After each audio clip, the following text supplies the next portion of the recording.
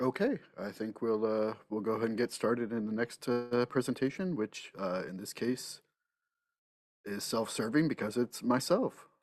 Uh, my name is Braden Molhoek. I'm the director of the Center for Theology and the Natural Sciences and the program director of this grant, Virtuous AI. Um, so I'll try and keep it brief. I will also share some slides here.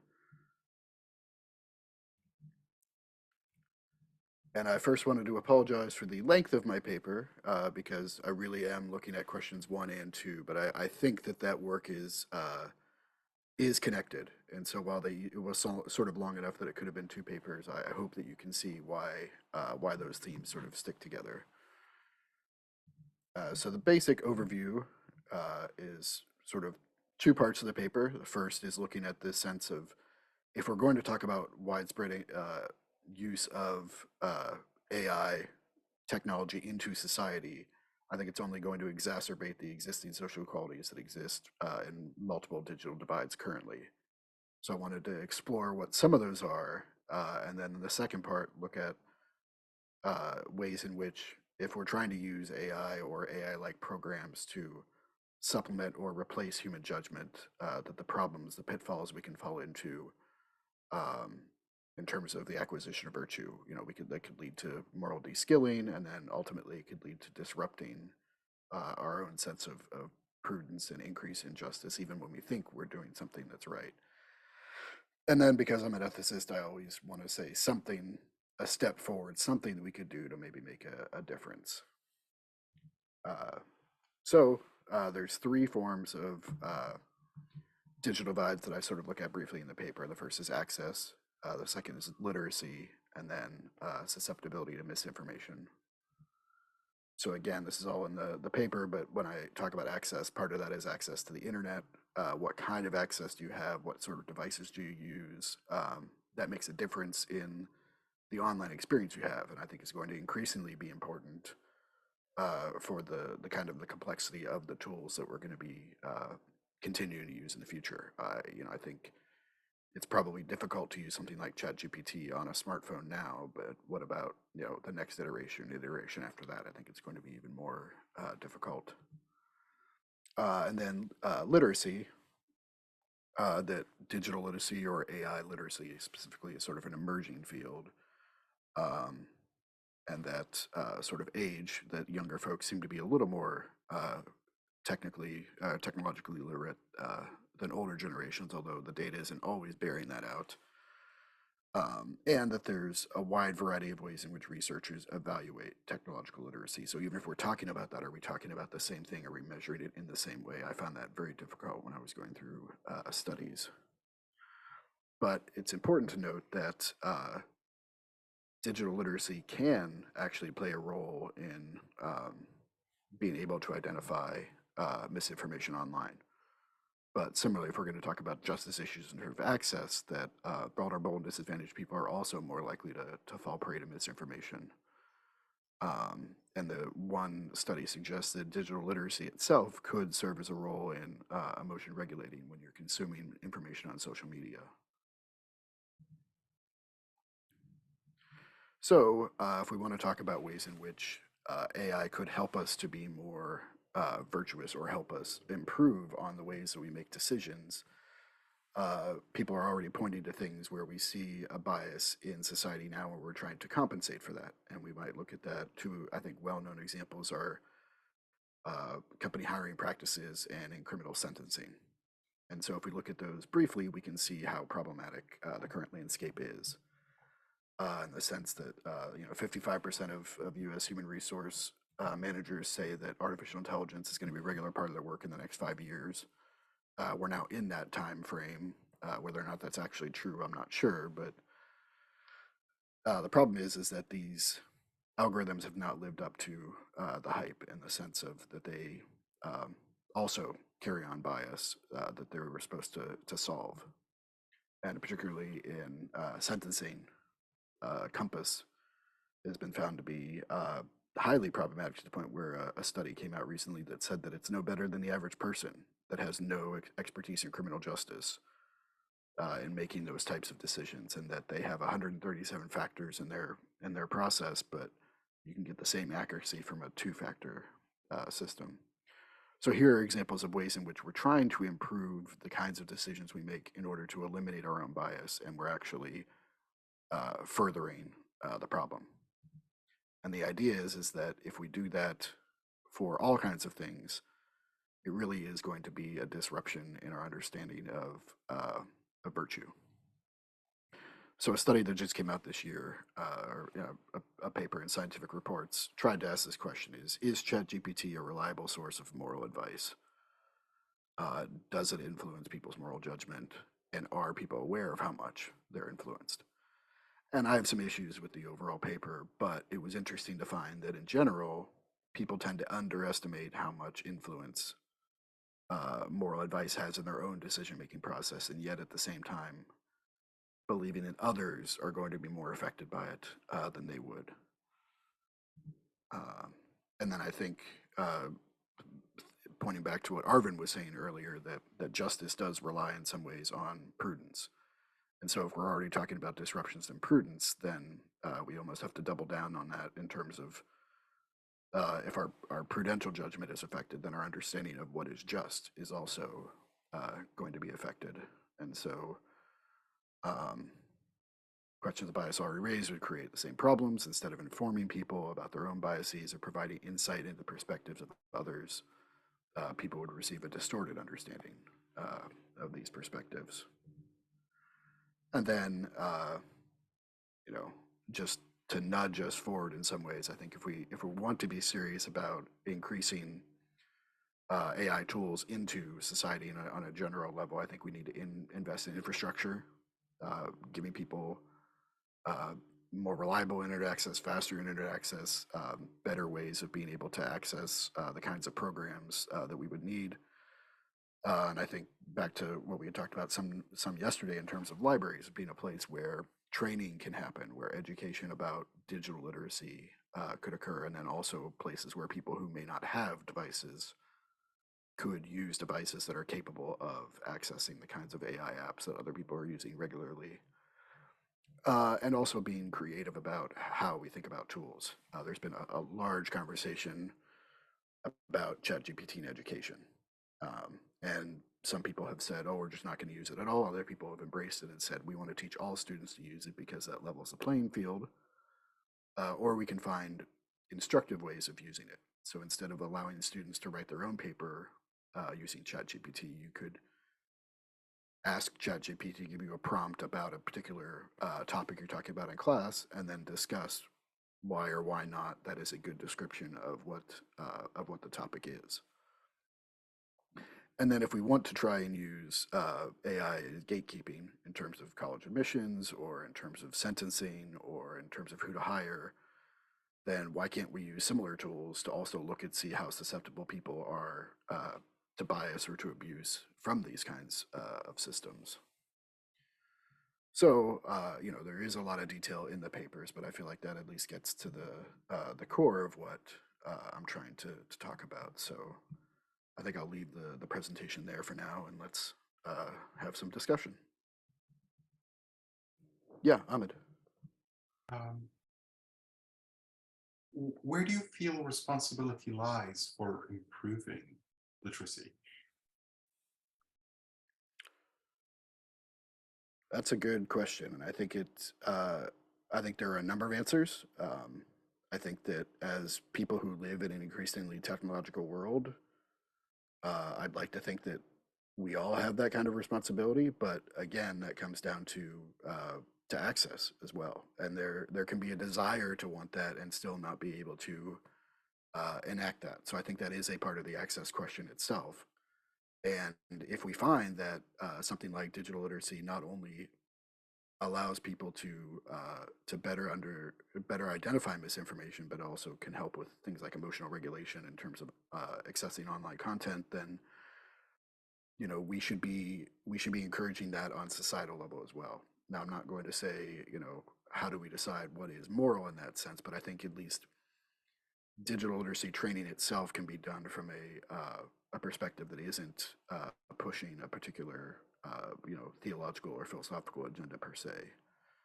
So I think I would love to have it be both bottom up and top down, but that's going to take more resources that way. Thomas. Yeah, I was intrigued in the paper and you mentioning it just now about kind of fighting bias by means of AI tools, and a kind of dilemma that I see. I mean, I share the kind of idea that one use of automated systems can be to elicit or draw out and maybe diagnose the way that people can be manipulated, and their biases leaned on. And the dilemma for me is that on one level it's attacking the problem, and then on the kind of secondary level there's almost an implicit message of, and this is why machines are should be given authority, or why they have authority. So I didn't your uses, I think, are a little bit more language focused, maybe, and a little bit more systemic, and not kind of anthropomorphic social robots. But I just wonder if you could say a little bit more of how you've been thinking about it, what kind of questions are still nagging at you the most, and what kind of thoughts are leading out from that. Yeah, the reason that I focus on the kinds of examples that I did was because here are clear places where there's already a push economically to say, listen to the computer. The computer is going to be better at picking the right person for the job, or making sure that we're giving the right sentence to the criminal, because a judge is going to be biased, or people who read resumes are going to be biased. But it's clear that these AI, that AI is not any better than humans are at this, and therefore we're giving it a sense of trust and responsibility and reliability that is not there. And so that's why, while I think it is potentially possible for these kinds of things to help theoretically in the acquisition of virtue, increasing our prudent judgment, that for all intents and purposes right now, the opposite is happening. And part of it is because we're underestimating the effect that these things have on our perspective. We're being too trusting of the scientist, or the scientific data. I didn't talk in the slides here, but I spent time in the paper talking about the fabrication of data and ChatGPT, and that people are unaware that a large language model is not giving them facts necessarily, but it's giving them a predictive, this word should come after this word based on all the content that has been fed through its training. So yeah, I hope I'm not coming across as too optimistic. I think that in the future there is potential, but I think the nagging thing for me now is, how do we make sure that people are aware of what they're actually getting in terms of information, and how do we keep companies from making the same mistakes twice? Because Amazon failed with their first hiring algorithm, and now they're actively buying out their HR teams to try and implement it again. So I think hopefully that answers what you were trying to get at. Catherine. Finally, I couldn't find my cursor. Too many screens. All right. Thank you, Braden. One thing I really like is this idea of overtrust. Or I don't like overtrust, actually. And I think that's a very good point that you bring up, that we can overtrust. But my question is, and what are your thoughts on this? So you talked about how we might use AI to combat misinformation, but then on the other hand, AI is often the source of misinformation. And so what are your feelings about regulating, or, like we've been talking about guardrails or whatever, for example, something like deep fake, or different kinds of advances that people are making? What is this group, what would we come to recommend in order to stop misinformation from happening? Well, I mean, Ooh. can we Yeah, I feel like offer there's a advice? couple questions there for sure. I know. Yeah, I think part of it is that I think one thing I would advocate for is continuing human in the loop types of interaction, and Mhm. that it's. I recently had a conversation with a friend that it took the world like 2 days to realize that a picture of Trump getting arrested was a deep fake, and that seems a really long time to be able to figure out that that isn't reliable information. I mean, that's gone around the world and back in that time. So how do we combat that? I don't know, because again, it comes down to who's getting to define what is true or what isn't.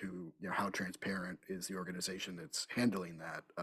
How there are lots of power issues that come with that as well. So I think what folks that are having these kinds of conversations can do is to continue to hammer away at literacy and in recognizing what is true or is not true in terms of what's already out there, and advocating that we need to, as a society, be able to trust what we're seeing, and that whether Or we want to say that distrust it. AI generated art needs to have something that marks that it's Mm. been generated by AI. I know that a long time ago, when Google had automated voice responses, people were like, "No, you need to tell me that I'm talking with somebody with something that is not human." And is that a good first step? Sure, but how are we going to regulate that? I don't know. But we managed to put warning labels on food, so I'm optimistic that there's something we could do that could help put some of those guardrails in place. But I don't think I'm far enough along in my thinking to be able to get into really specific details about that. And Yeah. I would love to have collaboration on that, because I certainly don't have all the answers. And also how we go about training elderly people in this new world. Yeah, because what I found interesting was one of the studies pointed out that people are maybe more likely to be able to identify misinformation, but that doesn't necessarily mean we're able to figure out a true news story, and that those are actually maybe two different skills, even though we don't necessarily always think that they are. Yeah, thanks. Yeah, Matt. Hi, Braden. Thanks for the paper. A lot of food for thought. But now I want to sort of pin you down a little bit here and ask whether, like you said something earlier along the lines of, the AI is not capable of doing any better than humans are yet. You use that word yet, I believe, right? Mm-hmm. What happens when it is? Are you okay with that? Are you saying, well, once we get there, then we're fine? Or are you more cautious about sort of an AI future, regardless of whether or not it can actually do this better than humans or not? Because it will get better than humans. Then what? Well, I think it depends on how you define better in this sense, because if it's being built on the same type of structures and programs that we have now, I'm not convinced that it will be better. Can it process information faster than humans? Sure, but um, if we can get to a point where, I mean, there is the optimistic side of me would say, sure, it would be great if we could get to a place where bias was taken out of the penal system completely. Do I think that that's really possible? I don't think for a very long time, if ever. So it's the optimist in me fighting with the cynic in that sense. But yeah, I think I'm reluctant to give complete control over to AI in general. Again, I think that's why I would say I want to push for human in the loop systems rather than red button systems in that sense. I know I'm still sort of being cagey, but I feel like am I getting closer to what you're looking for? I mean, part of it is a reaction to this morning. I heard a lot of techno optimism this morning about like what AI could do to help us with virtue, and that was the question for today. So part of it's the nature of the question, but I'm still just very skeptical of, and maybe it's the Francis Catholic in me looking through the lens of the technocratic paradigm and saying, This is like, it's the technology is the problem, people. Like, in so many of these things, it's not the bias of the technology, it's the technology itself mediating actual human connection, right? And that's where I wonder, are we treating a symptom and not the ultimate condition here, the ultimate, disease? But in that analogy, then, just quick to follow up again, I think it's possible to have AI tools that could be seen as something like over-the-counter medicine if we're gonna treat the disease of human morality and human wrong behavior. Doesn't mean that it's the only thing I'm going to go to, or I want it to be the only thing that the insurance companies are willing to pay for. But I'm hopeful that at some point it can be one of the tools in which we equip ourselves. I never want to be able to completely give moral authority to AI, but is it something that could help us? And I think that one of the ways in which we ask the questions in the grant, we just take for granted the underside. The question of can AI help us become more virtuous? Well, I personally think built into that question is, or what if it isn't? What if it's the opposite? But maybe we need to make that a little more explicit in our conversations. Brian. Yeah, first of all, great paper, and I really enjoyed reading all the papers and hearing everybody's presentation so far. So the whole conference has just been fantastic. I want to kind of attack one of your premises, and I'm going to take kind of the devil's advocate approach and present something that's a little bit more extreme on one side and say, isn't it a little bit silly to think that we should try to educate everyone in the world about how to be digitally literate? And shouldn't we just assume that that's not possible because the world's very complex and people have never been able to handle the complexity of the world, and we're just making the world way more complex all the time? And wouldn't it make more sense from the perspective of the division of labor to just say there's a certain number of people who are going to put on this task, who are going to try to make sure that these problems get actually solved, and everybody else can just go about their lives, right? They don't want to have to worry about this. Other people can take care of the problem. So that's kind of the, far extreme percent. The middle part between there is built into this question is an assumption about there are some things that all people need to know and some things that only some people need to know. And how do we know what the difference is between the two of them? And I'm asking you that because I just don't know the answer. How do we know what everybody needs to know and versus what only some people need to know and will take care of on behalf of everyone else? So, for example, we do that with medicine, right? Doctors have specialized knowledge, and anybody else who has specialized knowledge, we just acknowledge that those people do that for us, and we have to trust them, right? Whether it's doctors or lawyers or whoever. Why is it that digital literacy is something that everybody should know as opposed to just turning over to some digital literacy specialists? No, it's a great question. I think you already pointed the answer for me in that I don't think we have to reinvent the wheel there. Coming out of bioethics, yes, there are doctors with specialized knowledge, but there still has to be informed consent, that there has to be a base level understanding of what is going to be done. I mean, I recently had surgery this past year, and I did not sign the consent form until I had a conversation with the doctor because it said, you have spoken with the anesthesiologist about this. And I said, I haven't met the anesthesiologist. And so I was the annoying ethics patient that they don't want to have. But I think that, again, if we're going to have technology be as ubiquitous as people want to have it in society, that there has to be a basic level of digital literacy, especially if we're going to be talking about a democratic country, and that you have to be able to identify certain types of misinformation in order to be an informed public, in order to vote freely without being free of coercion in terms of having your positions or beliefs manipulated. So I think the amount of time and energy that is being spent on online interactions makes it that there has to be some form of informed consent, let's call it, in terms of digital literacy. We can continue to have that conversation, offline, but I think I'll leave it there for now. Arvin? Thanks, Braden. I'm fascinated by the paper. The paper is very thought-provoking, especially with this idea of social injustice.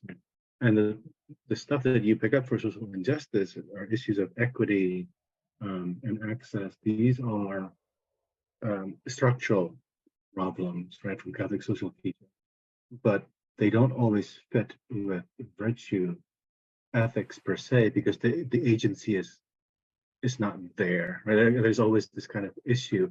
So where would you locate it? I mean, I guess there's several options, right? You can, I'm asking, for me, the options are kind of three. One are the cogs and wheels in the big structure. That's one. And two would be something like, well, the structure itself is flawed. Or three is that maybe this is an artifice, that social injustice is an artifice, like an artifact. And so artificial intelligence is similar in that way, in the sense that it's an artifact. It's an artifice, in a Thomistic and virtue ethics sense. Where would you put agency here? You know, whether it's in a corporate, would you consider corporations as legal entities, therefore they're agents that are responsible? Right? Or is it a structural epiphenomenal thing, or is it individual cogs and wheels within the structures? Thanks. I'm going to cop out and say yes to all three. Do I think that corporations should be held accountable for what they do? Absolutely. Do I think that you know, from what Noreen talked about yesterday with Hannah Arendt, that lots of cogs in a wheel make the world turn in a terrible way? Absolutely. So yeah, I think that for instance, this push for wanting digital currency. Well, there are reasons for that. Part of that is control, and part of that is access. And I think I want to push back on that. That if we're going to make that the norm, then we need to have a society in which it's easy to have access to, safely reliable access to your bank accounts at any point. Then, so I think that it's this push for, we want to use these things. Well, we need to have it in a way where people are able to actually use those things. Then, everybody. Then, not just the people who have that specialized knowledge. Because that's a world that's being presented, or at least is being pushed. Toby. Yeah, thank you, Braden, for your paper. So some scholars are of the opinion that AI shouldn't be absolutely relied on in some applications. For example, in judicial systems, as to decision making regarding sentencing, and in military applications as well, like absolutely relying on AI to take human life and to kill people. So do you share the same opinion? And then the question would be, what factors would you think would influence human reliance on decision making? What factors do you think will come to play as to we can decide to depend on AI in decision making in this regard, but for these other ones, it is quite too sensitive to leave decision making to AI? Yeah, I think in terms of something like autonomous weapons, I certainly would, ideally, I want to have humans ultimately making that decision, because I think it's too easy. We already make mistakes. But even if we were to have an autonomous weapon that selected and executed the target itself, I would still say that there is human responsibility there. So while I would argue against the use of AI being the one that actually makes the decision to eliminate the target or not, if it happens, I still would hold humans responsible. So I hope the nuance in that answer is there. But I think in terms of, I recognize that I'm a flawed person, that I have biases, that my experience shapes the way in which I interact with the world. And so I don't necessarily want to give all of my agency over to AI, but if AI can do some of the types of things that Ron talked about doing, of giving me a sense of self-interest, of introspection, to say, what are my flaws? What am I missing here? What am I not hearing in the argument that's being presented to me? I think that can help in certain circumstances. I'm just not sure that the technology is reliably there yet. So again, I'm not saying that I support a full substitutionary point of view in terms of AI judgment for human judgment. I'm not sure I'll ever be there, but I think as a potential collaborator, I can see some promise in the future. Thank you. Yeah, we're running a little behind, but if you can make it quick, Amr, I'll try and respond quickly. I'd like to be the opposite of devil's advocate to Brian's question here. On an example where you wouldn't want the human in control for would be like the F-117, which is not manually flyable without computer assistance. So, but to not be devil's advocate, regardless of the solution or the best way or the best regulation or who to trust, your proposal stands as a fundamental solution. A more literate than a less literate society would always be the better environment in which to figure that out. So I just wanted to say you're offering the most universal solution already in your paper. No, thanks. I would hope so. I think what we often forget in terms of virtue ethics is that, you know, Aristotle would say we can't talk about human flourishing if we're not talking about surviving. That there needs to be a certain level of material existence that is taken for granted in the sense of everybody has it in order to be able to talk about any kind of excellence. So I would probably try and put some of those questions of access and digital literacy into that understanding of what that fundamental basis needs. Thanks, Meryl. Yeah, so our next presentation is going to be by Cyrus Olsen, and I see there are several co-authors. I see Zachary or Zach Shinar is here as well. Is it the two of you? Are there more than the two of you that are here? Yeah, so far it's Zach Shinar and myself. The other two Okay. can't participate presently, so thank you. Yeah. Yeah, thank you, everyone. I'll share the screen here if I may, if this works, and we'll proceed. It's good. Excellent. Okay, so thank you. I'll run through these slides as just a précis of what we had provided in the paper, and then Zach and I are here to field questions and work through it with you. So this dovetails well on the last paper, so we can maybe continue to talk about prudential judgment. And in this context, it's really about emergency medical decision-making with AI and ML. So, and Zach is a physician in San Diego, Paul in Oslo, David in Edinburgh, and I teach at the University of Scranton. So let's see if we can get the next slide here.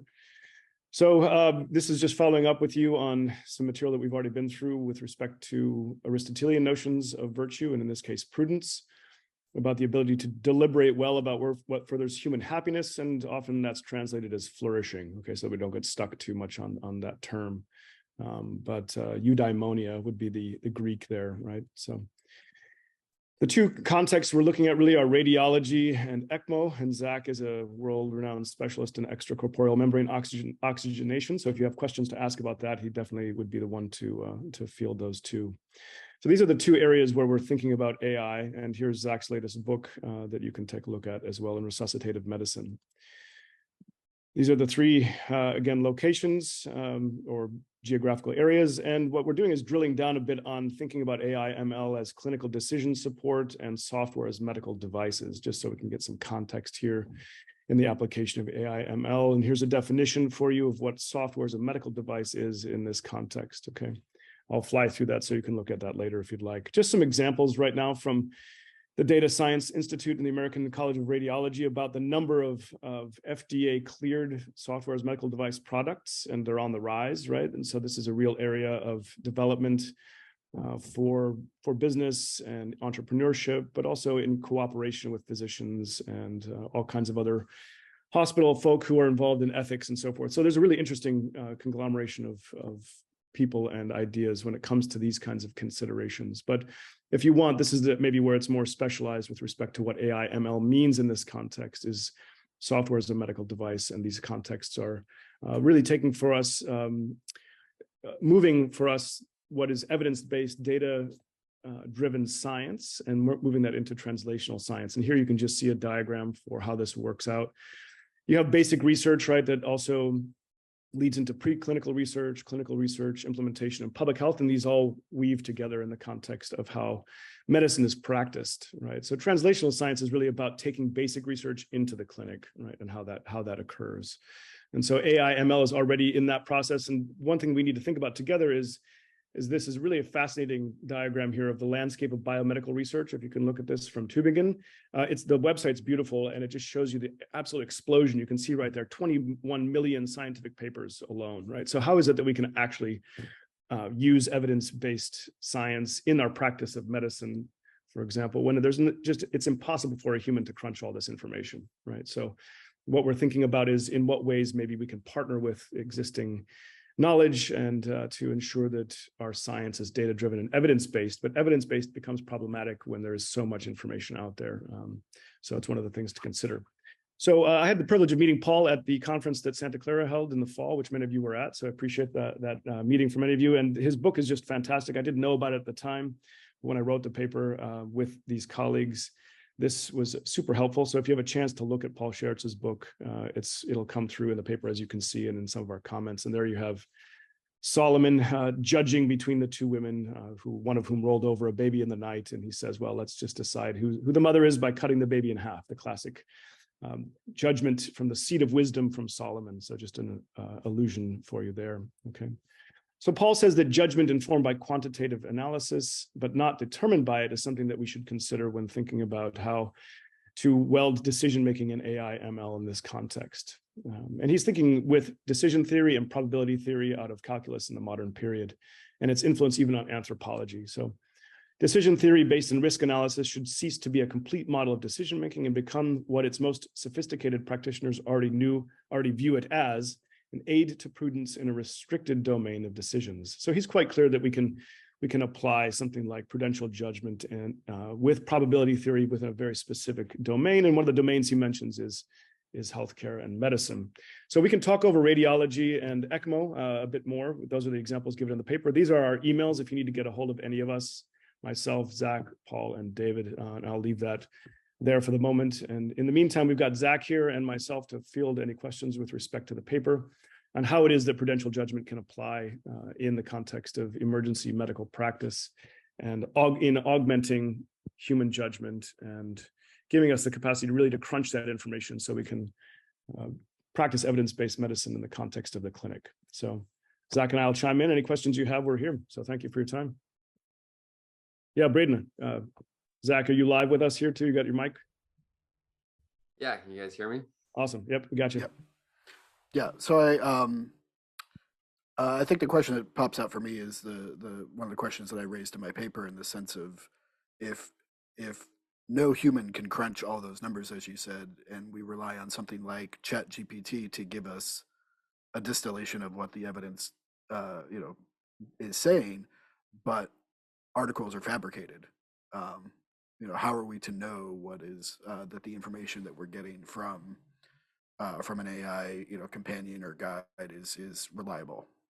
Yeah, thank you. I'll answer some of that, and Zach can chime in too. I know that Paul, one of the co-authors, Paul encouraged me that he's involved in AI validation in the clinic, and so there's a real need to have practitioners, scientists, clinicians working together to validate the data. So there are limited data sets that they work with and ensure that they're checked over and looked over in the practice of medicine, right? So that validation process will assist that, I think, in terms of allowing us to trust the information that's given. It's not straight up ChatGPT. These are very clearly vetted diagnostics from clinics where the use cases are clear and applied to the particular context of the medicine being practiced, rather than a large, maybe unknown data set that one might get a hold of through something like ChatGPT. Zach, you have anything to add to that? No, I think, Braden, you hit it on the head. I will apologize in advance that some of the vernacular you guys use, I might be a little bit over my head, but I think the concept is spot on, is that we have a lot of data, but is the data actually good? And I think Cyrus brought up a huge, great point in his paper, that there's a big difference between most of medicine and radiology, meaning that something where you're looking at an image and you need to decide, yes or no to certain factors, or whether you can find tumors or abnormalities. That's you can validate that the information is there. That's pretty easy. But when you're talking about many different data points, and some of those data points being subjective, and then trying to extrapolate that from research papers, you get it's much more difficult process. Not saying that it's not attainable. I think it will be attainable, but I think that we do have this. We have a lot of data, but we also have a paucity of good data. Yeah, and thank you. And let me just add, since I forgot to say it in the quick précis, I mean, we chose the easy way out, that, you know, there's a way in which AI could assist an emergency medical professional in the acquisition of virtue. So that's kind of, and whether we're right or not, Zach made a point to me before we got on this presentation that, in fact, it may be that we elided a cognitive tool for what would really be a virtue acquisition process.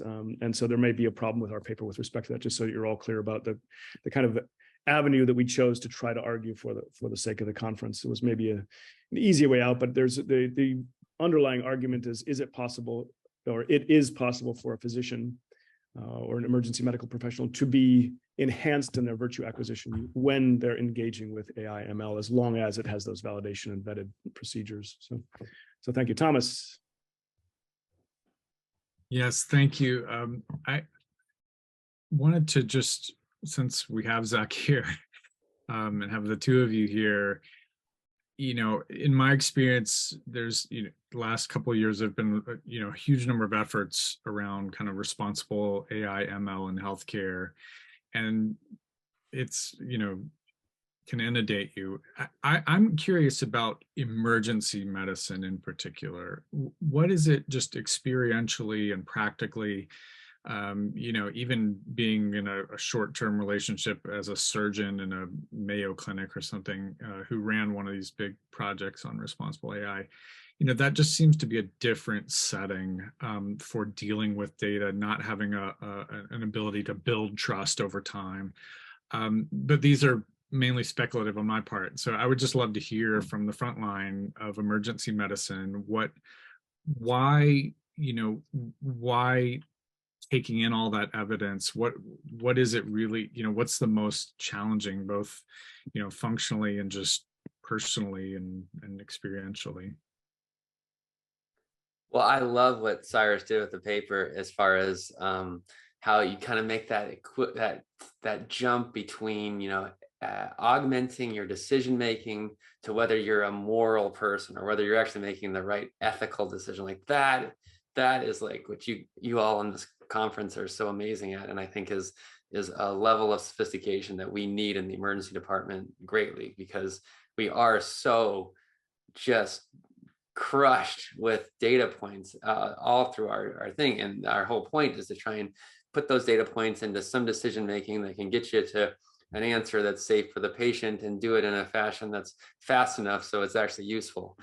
And so any kind of aid in that regard can be useful if it's validated. And that's kind of goes back to Braden's question at the beginning. And so we have lots of this stuff already. And I think the word AI in my mind is a little bit nebulous, just because we've been doing this for lots of years. I have to trust that the CT images that are provided to us are actually accurate. And that's all from computer generated sophistication. We have these more sophisticated types of imaging studies that we have to rely even more heavily on the computational stuff to decide whether the answer is X or Y. And so we are already doing that. And then the next level of that is now, can you put it into some of these more subjective measures? And I would love it. I mean, like if there was a way on my shift to be able to take all the data points in and say, hey, listen, and this is what Paul does, one of our colleagues here. Hey, listen, patient in bed 7, you're not thinking enough on them. You need to go back and rethink that one, because that's the danger patient. Stuff like that would be so useful to prevent what we call, and I probably have a similar thing, that Swiss cheese model. So to try and have as many different levels of safety built in so that you don't make mistakes. Thank you. Yeah, Gretchen. Unmute. Thanks for this paper. I have to say, when I saw the title and what it was about, I thought, I'm really not going to understand this paper, but it was great how you did it. I had a friend in my Bible study who was an ER doc, and I said, Robert, what do you do? And he goes, I'm an expert in the first 5 minutes of everything, right? So you're gonna, everything else gets passed off to somebody more specialized later, but you're gonna get the airways glowing, the bleeding stopped, etc. So I like how, Ben, you kind of end the paper with this idea of, for lack of a better phrase, no one expects the Spanish Inquisition, right? It's like, there's no room for the black swan, the unpredicted thing, miracles even in a spiritual sense.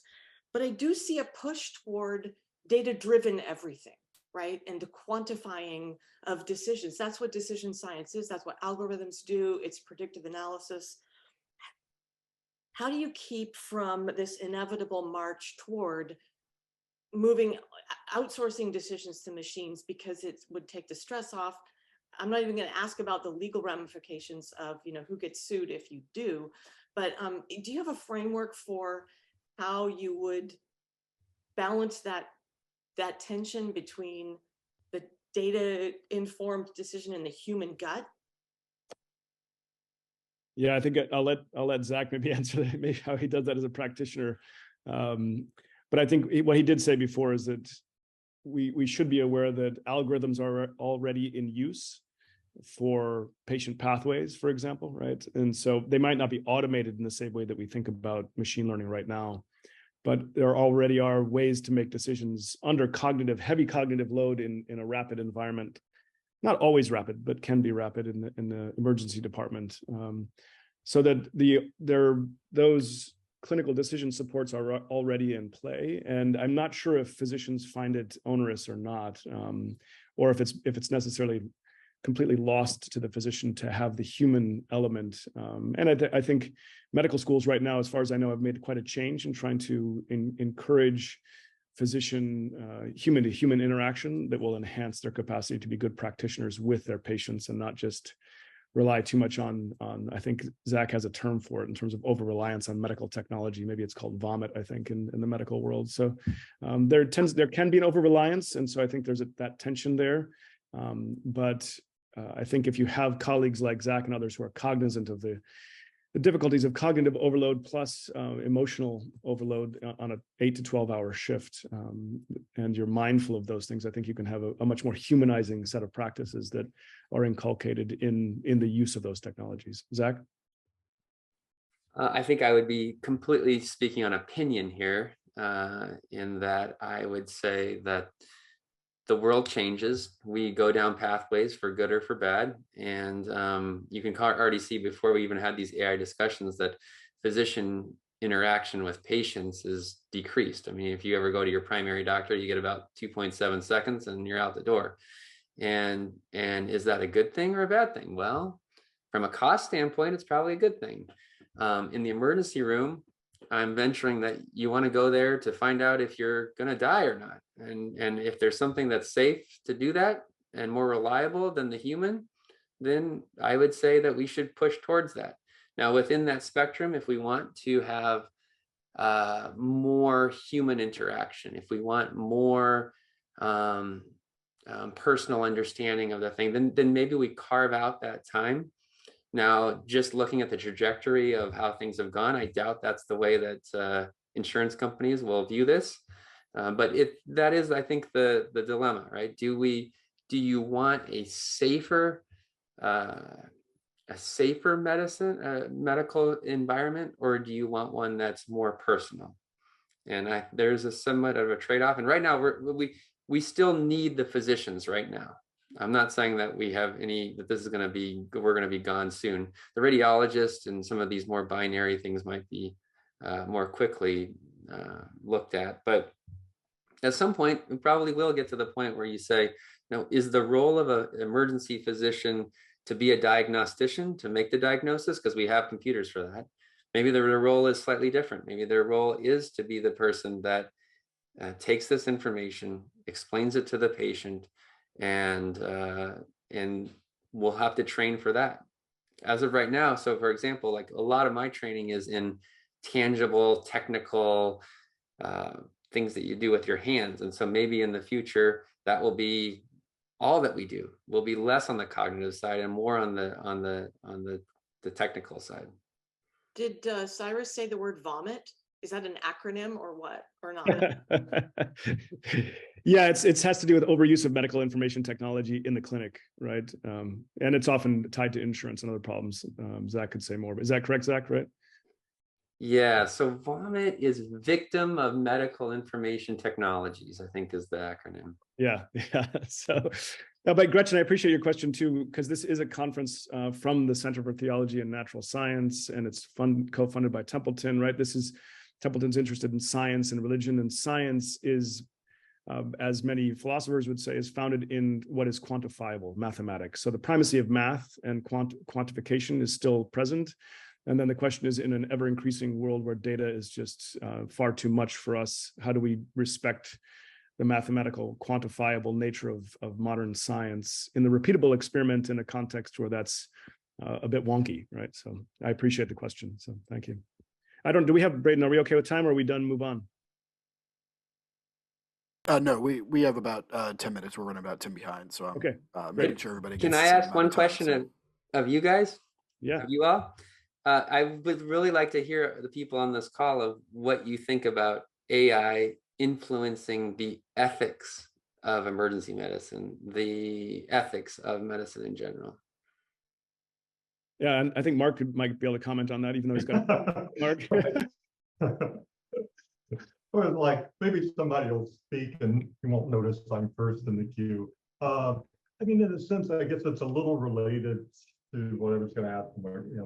Gretchen asked, which was, I mean, in the paper you talk about this docility as like an aspect of prudence as a virtue, and I guess I'm wondering what are the which is great. I mean, I think that's really important. I'm wondering about some of the unintended consequences of that, like to accountability, but then also to like get a little bit more technical. Like, I mean, in evidence-based care, I mean, as you say, I mean, it does kind of boil down to the numbers, and it boils down to like the number of patients. And so, like, I'm wondering if there's something that's lost there by having the decisions made based upon like a sample of 10,000 patients in a hospital system, as opposed to the the hundreds of patients that might come through an emergency room, and that there's something kind of that's not easily quantifiable that's there in the clinical experience that's not really going to be captured, let's say by the data scientist that's analyzing that large data. And so I think that's kind of like where I guess one of my ethical concerns would be is that even though there are benefits of automation, kind of what is the cost of that? And it seems like, part of the cost is when you try and translate, that kind of ephemeral clinical knowledge into something that's quantifiable. And when you do that modeling, just by simplification, you're going to lose something. Are you losing noise, or are you actually losing something that's really kind of essential for medicine? You're on mute, Cyrus.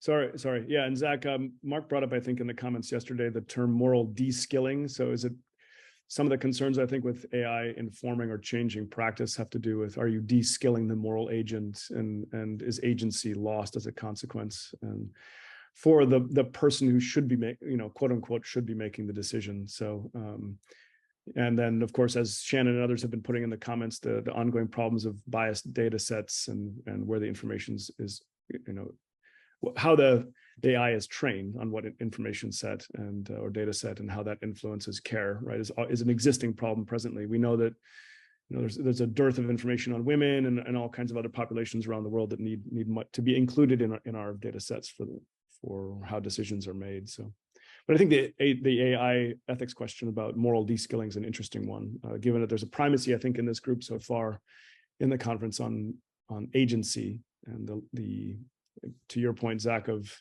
losing agency if too much is offloaded to something else like an AI tool for clinical practice. Right? So, Marvin, you want to ask us a question? Yeah, my question is about the prevalence of rare diseases, right? Some kind of like 7,000 rare diseases out there, but it constitutes to like 1 out of 10 cases. How well is AI trained to detect these super rare cases? I assume if AI is trained on a lot of data sets, well, that's kind of the no-brainer that you train anyways clinically. It's the weird cases that you kind of want to get AI's help for. That's what I would think, right? Like someone coming with hypertension, you would want to know, is this pheochromocytoma or something, right? If it's just going to be another stroke or something, like, yeah, of course we know that. We don't need an AI. So how well is AI going to be trained for these difficult cases, rare cases? Yeah, great questions. I mean, that's the dream of personalized medicine, right? So, I mean, Zach, we're not really there yet, right? Yeah, So, we're not even close. I mean, like to Mark's point, like garbage in, garbage out, right? If you're putting stuff that's not relevant into the AI, you're going to get stuff that's not relevant out of the AI. And to get the type of complexity of just being able to get that kind of information from the patient, put it into a database, and then see what outcomes are, you would need so much information, so much more than all of those papers combined, that picking out even common diseases, let alone rare diseases, is going to be a challenge. But that being said, I mean, the exponential nature of this it's going to get there. It's just a matter of when. But I don't right now the ability. So, for example, in the ER, we see a lot of drugs, we see a lot of crazy stuff. Like how if you asked me, how do I know that someone's on meth? Well, you can make a lot of little points, but you got to put them all together, and you got to kind of say, well, I kind of have other information that I kind of see about him moving that there's no way I'm going to be able to quantify in a database. And so I could go down the they have meningitis route, or I could just say, I've seen this before and it looks like meth. So that kind of nuance, I think AI will be able to get to it, but it's going to take a lot of data. Lawrence. Yeah, to kind of continue that about sort of information in, obviously there's bajillions of published studies with data sets and whatnot, but at the end of the day, clinical decision making is about the patient in front of you. And a lot of the information you need is not in those papers, it's in that person who's sitting right there, who, by the way, has an annoying tendency not to always tell the truth. And so one really important role of clinicians is interrogating, right? Hopefully nicely, their patients to find out what's going on, right? And what happened that brought you to the emergency room. And again, I mean, a lot of times people aren't entirely forthcoming about that, or may misremember things in clinically significant ways, or fail to remember significant details that have to be drawn out carefully through a dialogical process, right? And a lot of that involves interpreting narratives and figuring out what people mean when they tell stories in particular ways. So I wonder if you could comment on what prospects you see AI having in being able to achieve that, because that seems yet a step,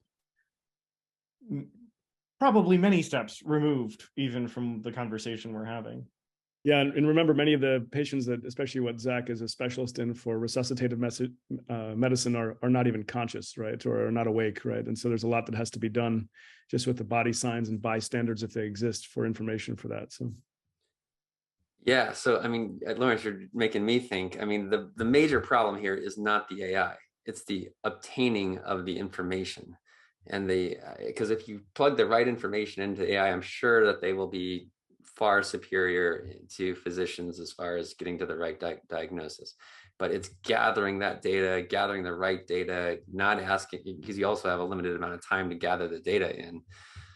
So I agree that the primary problem is going to be obtaining sufficient amount of data and interpreting narratives in such a way that you have a better chance of getting the right diagnosis. Now, at some point, you'll probably have this idea, right? I think it's similar to the driverless car, right? Maybe the driverless car isn't perfect, but it's better than us.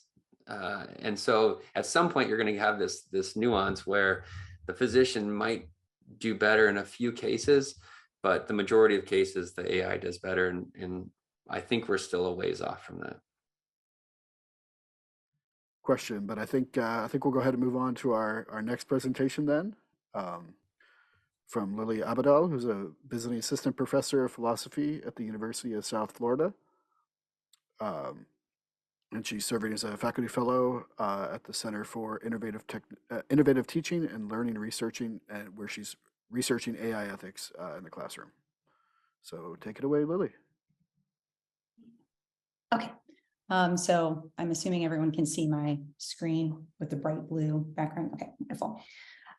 Just to echo what everyone else has already said, just thank you so much to CTNS and all those who have made this possible. This has been a very edifying discussion thus far. I'm looking forward to tomorrow's continuation.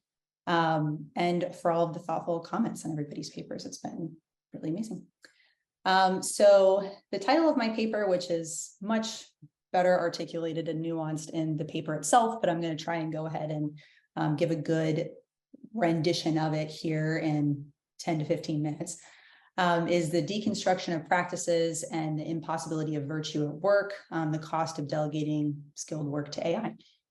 So I think it is actually a great segue from the conversation that we were just having about moral deskilling, another term I've heard to describe that very same problem, cognitive erosion, these kinds of questions of what is the cost of precisely what the subtitle is, delegating skilled work or tasks to artificial intelligence.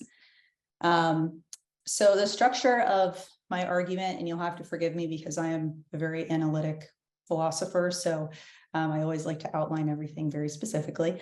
We'll first focus on McIntyre's concept of practice and this notion of core skills that I try to bring forth, kind of an extrapolation of the McIntyrean literature. So those of you who are not familiar with McIntyre, and that name does not mean anything to you, I will say that McIntyre is the author of a very popular book called After Virtue and several other subsequent books that really brought virtue ethics to the fore in terms of being taken seriously, again, in the Western world, alongside, of course, Anscombe's modern moral philosophy. McIntyre has a particular emphasis on something that he calls practices, which is defined very technically, and we'll get into that in a moment. But I use that very specific lens of virtue ethics to make my argument. So talk about that first. Second, going to draw out, again, through this McIntyrean lens, this notion of practice and how it's connected to the virtues, all of which is essential to define what I call the deconstruction of practices, which is something that I'm just concerned about in relationship to the proliferation of AI and delegating certain tasks and skilled work to AI. And then finally, I'll consider the consequences of what the deconstruction of practices might be, have some questions and concerns that we can talk about potentially for discussion. Some caveats when I'm talking about AI specifically in this paper, I just want to clarify that what I have in mind are large language models, particularly things like ChatGPT. I do use the example of journalism continuously throughout the paper, more so to make it easier to rely on that same example so that we can continue with it throughout the paper. I'm going to do the same thing in the context of this presentation. Okay, so first up, practices and core skills. What is a practice? So McIntyre, and probably the most cited thing from After Virtue, is his definition of a practice. And the way that he defines it, I'm just going to breeze through this definition really quick, and then I'll pull out some of what I think are the important necessary conditions from it that will, again, be important in defining this deconstruction of practices that I talk about in a moment. So he says that a practice is any coherent and complex form of socially established cooperative human activity through which goods internal to that form of activity are realized in the course of trying to achieve those standards of excellence which are appropriate to and partially definitive of that form of activity, with the result that human powers to achieve excellence and human conceptions of these ends and goods involved are systematically extended. very characteristically McIntyre, very long-winded and long sentence in terms of trying to define that there. But the important things from it, I've bulleted off to the side. So first, and this is perhaps the most important aspect to how I understand the deconstruction of practices, is that practices are complex and holistic activities. Emphasis on the holistic piece. What we mean by that is there are a lot of things that are involved in the execution of and the exercise of a practice. So he talks about certain skills that are necessary in exercising particular practices. Of course, practices for McIntyre cannot be reduced to those certain skills, but it's a unique combination of skills such that if we pull out one of these foundational skills from the exercise of a practice, we might actually say that the practice no longer exists. So this holistic nature and interrelatedness of exercising these particular skills is an important thing to take into consideration. The second piece is that practices are socially established. So what he means by this is practices are maintained and continued by communities of practice. One way of thinking of this is, we see often that there are associations and boards and institutions that are responsible for the maintenance of and ensuring the excellence of particular practices. We see this in medicine, we see this in chemistry, we see this in philosophy, groups of experts that are responsible for outlining what it looks like to do excellent philosophy, medicine, etc. And indeed, they are kind of the caretakers of maintaining standards for that particular excellence. And what he means by this is there is a social aspect to practicing practices, meaning that you have to learn from other experts, and they are sort of the judges of whether or not you are included as an expert yourself. Third, goods or ends must be realized in and through striving for excellence in a particular practice. So what he means by this is that in order, for instance, for us to achieve excellence in journalism, or to achieve, probably a better way of saying this is to achieve the end of excellence in journalism, which we might consider to be something like giving truth to the public. It requires that we have to be an excellent journalist. We can say the same for medicine. In order to achieve health for the patient, which is the end of the practice of medicine, you have to be an excellent doctor. You can't slack in this regard or not be able to perform some of the skills that are necessary to the exercise of that practice. And then finally, it's oriented by a telos or an end. We could say that there's the general end of human flourishing that guides and orients particular practices. And then there's the ends of some practices themselves, like health, like for medicine, for journalism, providing truth to the public, etc. So hopefully that has clarified for those of you not familiar with McIntyre's work, what we mean exactly and what I mean specifically in this paper by practice. So one thing that I was thinking about as I was considering the questions that this conference posed was the relationship between skills specifically and practices. And although this is glossed over a little bit in the McIntyrean literature, no one has really specifically looked at this relationship in an extended way.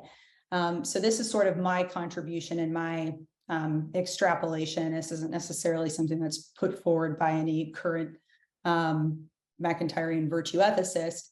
But as I mentioned before, practices necessitate certain skills, but they're not reducible to that set of skills. So there's this interesting holistic nature to practices.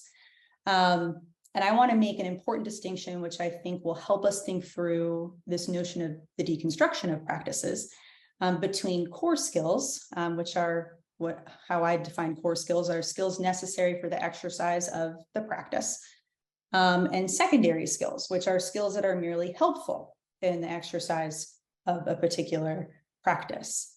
So you can think of these secondary skills as those that it would be great if a certain practitioner could perform these very well, but we could still say that they are excellent at their practice without them performing that skill particularly well.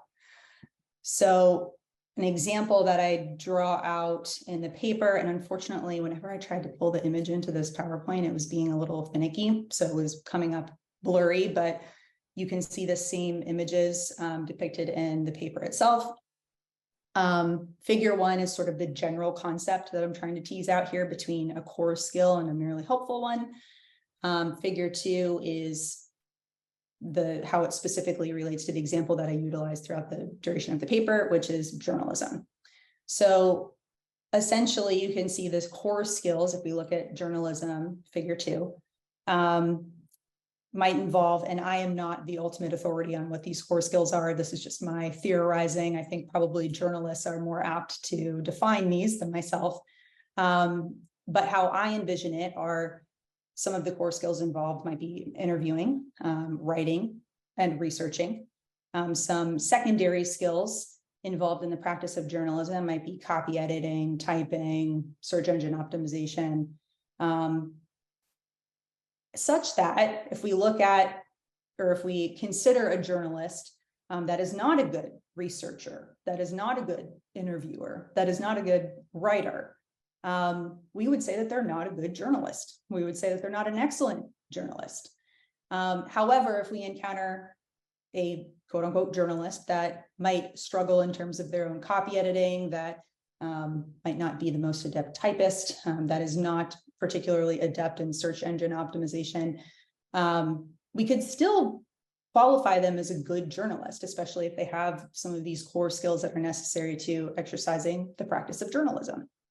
So that's sort of the relationship, I think, or the distinction between core skills and the secondary ones. We could say that someone is a good practitioner, whatever sort of practitioner they are, so long as they have the skills that are essential, or how I define the core skills of that particular practice. Not the case necessarily with these secondary skills. So moving on to second component, why do practitioners need the virtues? So spent that first section kind of outlining the concept of practice, outlining the concepts of, or the distinction between core practices and core skills and secondary skills. So now moving on to why practitioners need the virtues. So the main reason why, the best way to summarize this, is that the virtues are needed for the excellence of a particular practice. And I'll consider journalism and kind of going through these bullet points here and explaining why. First, if we consider honesty, it'd be very difficult, again, for us to imagine an excellent journalist that simply did not care whether or not the facts that they presented to the public were true. The virtue of honesty, of course, presumes that there is a care about the truth, and that certain actions are taken to ensure that the truth is presented to the public in the form of an editorial, whatever else. Such that, again, we would say that excellent journalism we could not define journalism as being excellent without honesty. There'd be something very important lacking in a journalist that doesn't have this particular virtue. Same thing with courage. We could say that the virtue of courage is one that especially defines journalism. There has to be particular care and concern for finding the truth, perhaps sometimes even at cost to oneself, and actually seeking it. A good example that I use is the journalist John Carriow, who reported on Theranos. If you are not aware of Theranos, it was a very large biotech company run by Elizabeth Holmes, who's been all over the New York Times and in the news as of late. And Theranos was intimidating him heavily in order to get him to not report on certain things, trying to dissuade him at all costs to write some of the articles that he was writing for the Wall Street Journal. So it takes a substantial amount of courage for a journalist to persist in the task, to persist in seeking out that story, etc. Again, such that we would say a journalist that lacks courage is one that is not particularly excellent. Continuing, the complexity of the practice requires the virtues, prudence especially. So we can think about how these particular skills, the ones that I tossed up as being potentially fundamental or core to the practice of journalism, are related in an interesting way, such that if we divided them up or delegated them, so if there was one person doing the interviewing, one person doing the writing, one person doing the researching, it would be very hard for the person ultimately producing the editorial to exercise prudence in deciding whether or not information obtained from a particular source in an interview was accurate, and if it could be included in the publication of a particular editorial. It's the holistic nature of this practice of journalism that makes prudence necessary for its excellence. So again, this is something that has been touched on a little bit in the secondary literature, but not really emphasized a whole lot. There's a lot more I could say about this, but I'm going to move on to the next slide in observance of time. So all of these things considered, moving on to the next component, which is how I define the deconstruction of practices. So essentially what I mean by deconstruction of practices is the reassignment or delegation of certain skilled tasks necessary for the legitimate exercise of a particular practice to artificial intelligence or AI. So again, the way I'm thinking about this is if you go back to that image of the core skills that are necessary for a particular practice, it would be taking one of those core skills and delegating that to artificial intelligence. And of course, you could do this without delegating that particular skill to artificial intelligence. It could be delegated to a human being. But I'm particularly concerned with artificial intelligence just because of the ability that we have or the temptation that lies before us to do this on a very large scale. So some avenues for deconstruction or some possible ways that practices can be deconstructed according to this definition that I've just given is journalists would be responsible for, let's say, researching and interviewing, but no longer responsible for writing the pieces that they're publishing themselves. So gathering the information, conducting the investigative component, but not actually writing the piece.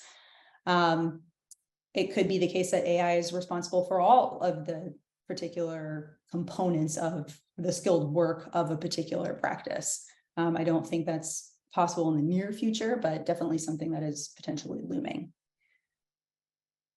So want to make sure that I point out, and I say this in the paper, a little caveat in why I make this distinction between core skills and secondary skills is that I do contend that AI can be used in ways that do not compromise the integrity of a given practice if it's used for secondary tasks, tasks that are not means of exercising core skills of a particular practice.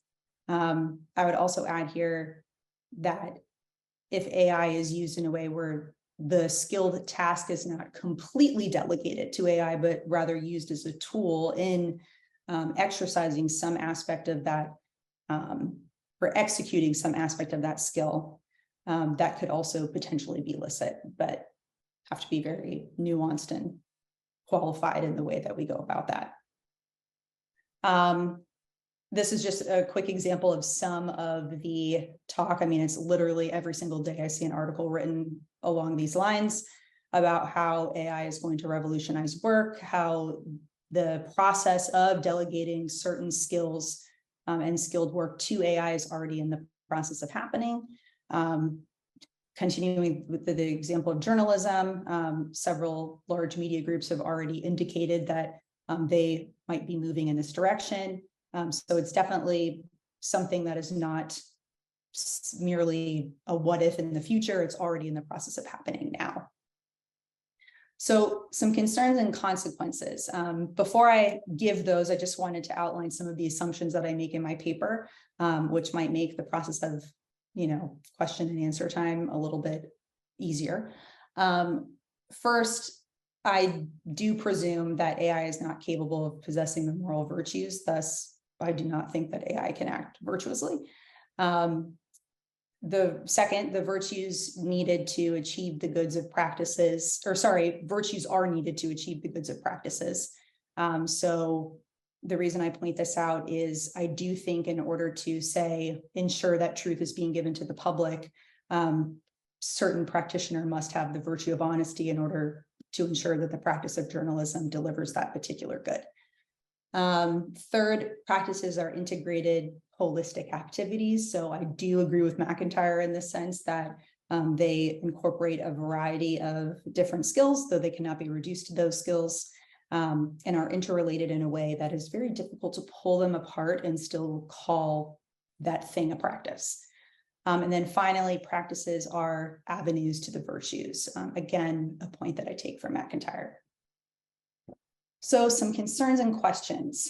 And this is the piece of the paper that I would really like to build out more. Was sort of running out of space, so I didn't have the opportunity to do that within the word limit that we had for the purposes of this conference. But first, the deconstruction of practices will make the goods of practices inaccessible to human beings. So I'm concerned with, if we deconstruct these practices, will the things that these practices are oriented towards, the ends that we rely on them to provide, will we be sacrificing some of those ends or goods? Second, will the deconstruction of practices eliminate important avenues for individuals to cultivate the virtues? And I'm thinking specifically about the acquired moral virtues here. I'm not thinking about the theological virtues, although that is a very interesting thing to consider. I'm not thinking about the intellectual virtues necessarily, but specifically acquired moral virtues. And then third, will the proliferation of AI have a similar impact on intellectual labor that the Industrial Revolution had on physical labor or craft? So kind of what I have in mind here is we see how, for instance, the assembly line took something like making a shirt and really deconstructed it to where the people who were involved in the process of making the shirt are no longer exercising a craft, exercising a practice, and thus being morally formed through the process of doing that. Perhaps we could say they were being morally deformed in the process of being part of that assembly line. What's interesting, I think, about AI and thinking about it in the deconstruction of intellectual practices is I think it could do that on a massive scale, just like the Industrial Revolution did for more physical ones. So final comments, and again, another piece of the paper I would like to expand upon in the future, the near future, one of my many endless summer projects, is it is important, I think, for managers, particularly managers of practitioners, so people who are doing work that could be defined as a practice, to consider how the use of AI will compromise the practice and exercise of prudence in the practice. So we kind of touched on this a little bit when we were talking about doctors using AI for diagnostic purposes, which happened to be one of the examples that I looked at here. In an earlier paper, we also talked about judges using it for sentencing. This is something that I think we have to take very seriously, how it will, again, if we're deconstructing the practice, erode the practitioner's ability to exercise prudence. In order to do that effectively, though, I think it's going to require one, clarifying the core skills that belong to certain practices. And then two, sorry, I have to look at my screen here. Determining which tasks can be delegated to artificial intelligence on the basis of what the core skills of that practice are, and which cannot be. So that is it. I am sorry I had to rush through that, and I still took way longer than I had anticipated. So thank you for bearing with me. Braden. No, I really appreciate that, and I think my first question is sort of probably beyond the scope of what you're doing. But I'm curious.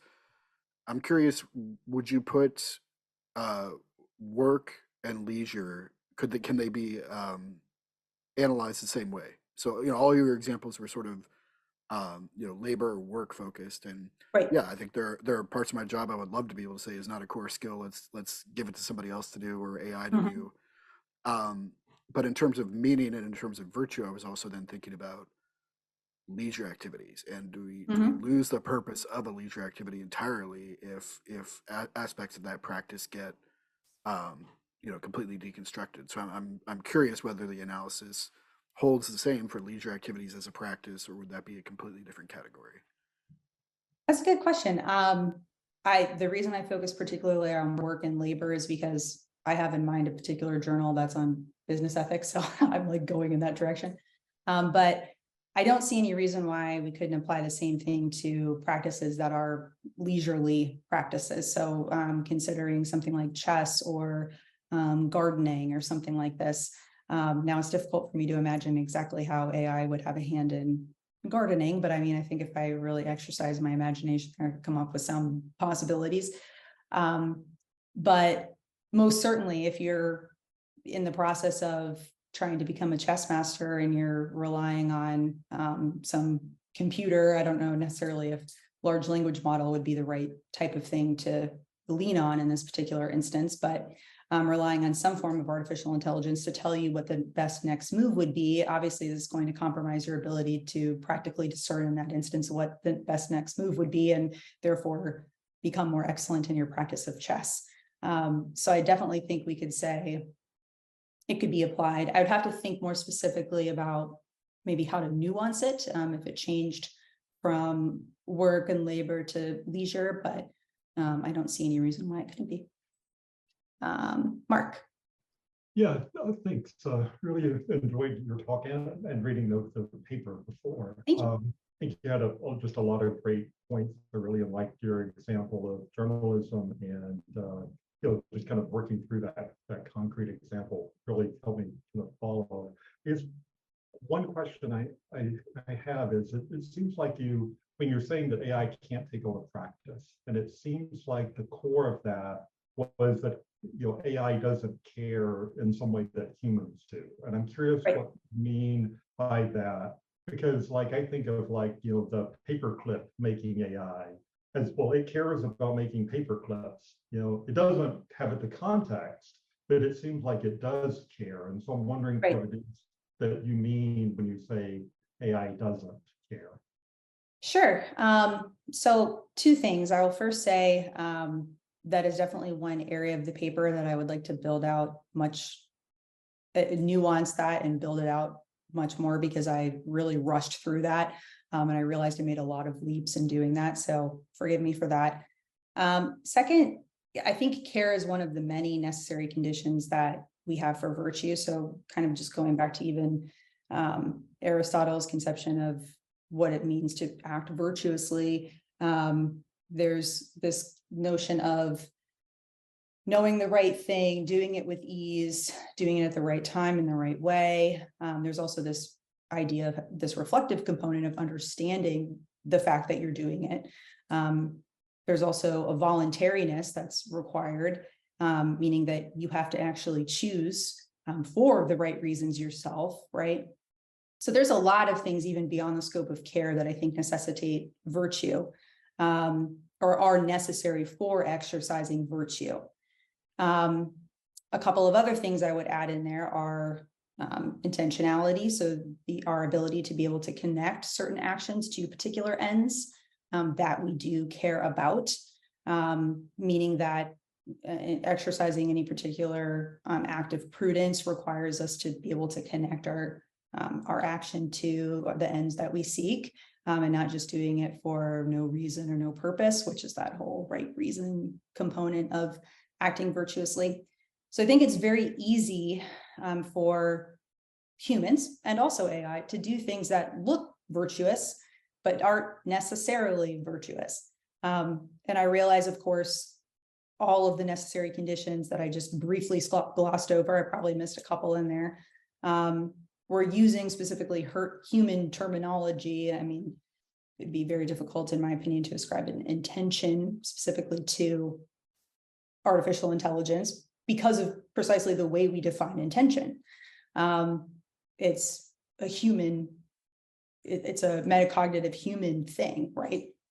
So I think that taking all of those things into consideration, I am currently of the view, however, I have enough humility, I think, to recognize that I could be wrong here, that I don't think that AI is capable of acting virtuously, but perhaps it could potentially do things that look virtuous. Does that help? I know I didn't necessarily go into detail about care specifically, but I mean, it helps. I mean, it certainly helped, answer the question. I guess for me, and I mean, I'll talk about it tomorrow, but like, I think there's that distinction of like defining virtue in a way that it only applies to humans.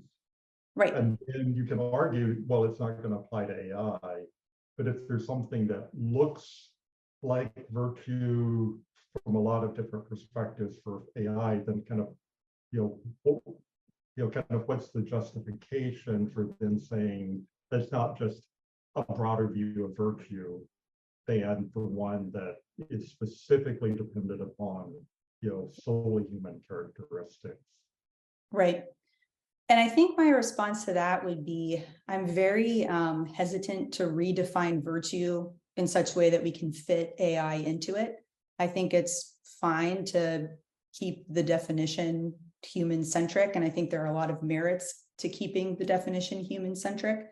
Some of the things that worry me about trying to make AI capable of virtue, which I've seen in a couple of papers, require making it look more like a human being. And I don't really see what the point of that would be. I think that creates more problems than it solves. So I'm more in the camp of making AI a very helpful tool, and instead of trying to make it as much like a human as we can possibly make it. But that would be how I would respond to that. I have no idea what the order of hands was. If participants are aware of when they raised their hand, please feel free to speak up. Otherwise, I can just call a random order. Yeah, thank you for the talk. McIntyre is always very, very helpful. My question is your concern mainly with the deconstruction of practices, or is it the deconstruction of primary skills within that practice, or both? Because if a specific job disappears because an AI can do it, would that be okay for you?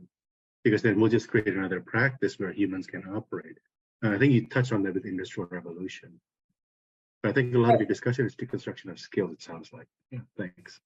So yeah, that's a good question. I am particularly concerned with the deconstruction of practices. I think as I was reading back over my paper this morning, I realized that perhaps it would be important to note that I don't necessarily think practices are static things that never change. And in thinking about that, it made me wonder and question whether or not certain practices will always retain certain core skills that are essential to their exercise, or if we could say that a practice maintains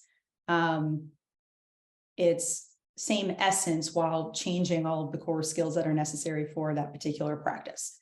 I lean more towards that there are certain foundational skills that might be necessary in the exercise of a particular practice that might look a little different in terms of how we exercise those skills because of the different technology that's available to us and the tools that are that we could use in practicing them, but still the same core skills will be necessary for a particular practice.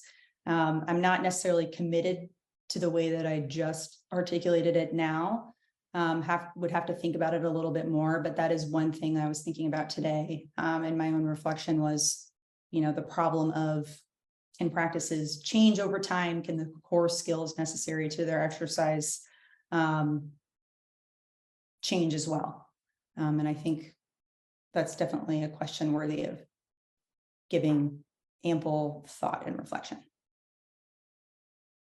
So our final presentation for today, we do have another full day tomorrow too, but we're going to hear from Thomas Arnold next, who's a research associate at Tufts University Human Robot Interaction Laboratory and a visiting scholar of technology ethics in the Tufts Department of Computer Science. So take it away, Thomas. Thank you, Braden, and thank you, Bob. Really enjoying the whole conference and appreciative of everyone's contributions. I know it's been a long day, and part of me wants to just have a pause of about 15 seconds to gather our questions and notes. I will try to be brief and give us some time at the end for the general Q&A. So if I skip through some slides or don't read what's on them, that's why. There may be some accompanying embarrassment for what's on the slide, but chiefly my excuse is for time. Okay, let's get going. Just to do a brief overview of the paper, you can screenshot it. I don't really want to spend a whole lot of time on it, but as you know from reading the long-winded piece, my attempt is to bring Stanley Cavell into the conversation in a way that I have not seen his work, in part in tribute to his recent passing. And two aspects of that thought in general: one as appeal to ordinary language and ordinary language philosophy, and the second kind of a feature of his later thought, which is moral perfectionism, often what he calls Emersonian perfectionism, from Ralph Waldo Emerson, reading Emerson in a very eccentric and debatable and contestable way. So, the nub of it really for me, or one of the kind of spirit of his thought, is really to push back on the way language can be understood and was already being understood in some ways via social science in the middle of the 20th century, which is through an idea of data and behavior, what's out there, versus internal norms to language that might push language by which we might hold each other accountable. This all, if there are resonances with almost every paper today, but especially with Lillian's in terms of what is core to a practice, those are all welcome associations. And what I'm trying to do is really square it with what, in my experience working as someone from religious studies and philosophy who never thought they'd be in a computer science department and never thought they would be in a robotics lab, have been what I've been writing the last 8 years, which are human robot interaction papers largely. I'm trying to bring some of those lessons of what I've experienced into conversation. And in particular, my interest is really care interaction, care work, both in a clinical and maybe public domestic context as well, but really looking at care interaction as a test ground, as a test bed, as a challenging place for identifying where virtues are, where we locate them. And so that's what I'm going to try to activate and put into play. So again, this motivation is in part looking at from this work in human robot interaction ethics, looking at how ethical theory has usually functioned. Do you do it top down? Do you do it bottom up? Do you use deontology, consequentialism, virtue ethics? I think all of them have some benefits. All of them have some design implications. All of them have risks. But something has just nagged at me, and I think it's from studying Cavell's thought that something has nagged at me. To pick up Noreen's theme of living with oneself, there's something that was just not quite right, and especially around language and how we make claims against what's being developed and presented as AI and interactive systems. Part of this is part of the landscape when I look at what's out there in terms of language, what kind of language is in the shared social space. from the creepy or on the right, the replica kind of assistant, to the really heartbreaking and just deeply unsettling incidents of automation being dysfunctional, as in the case of the woman in upstate New York, I believe, dying of coronavirus, calling out to Alexa, as literally her last words were to a digital assistant.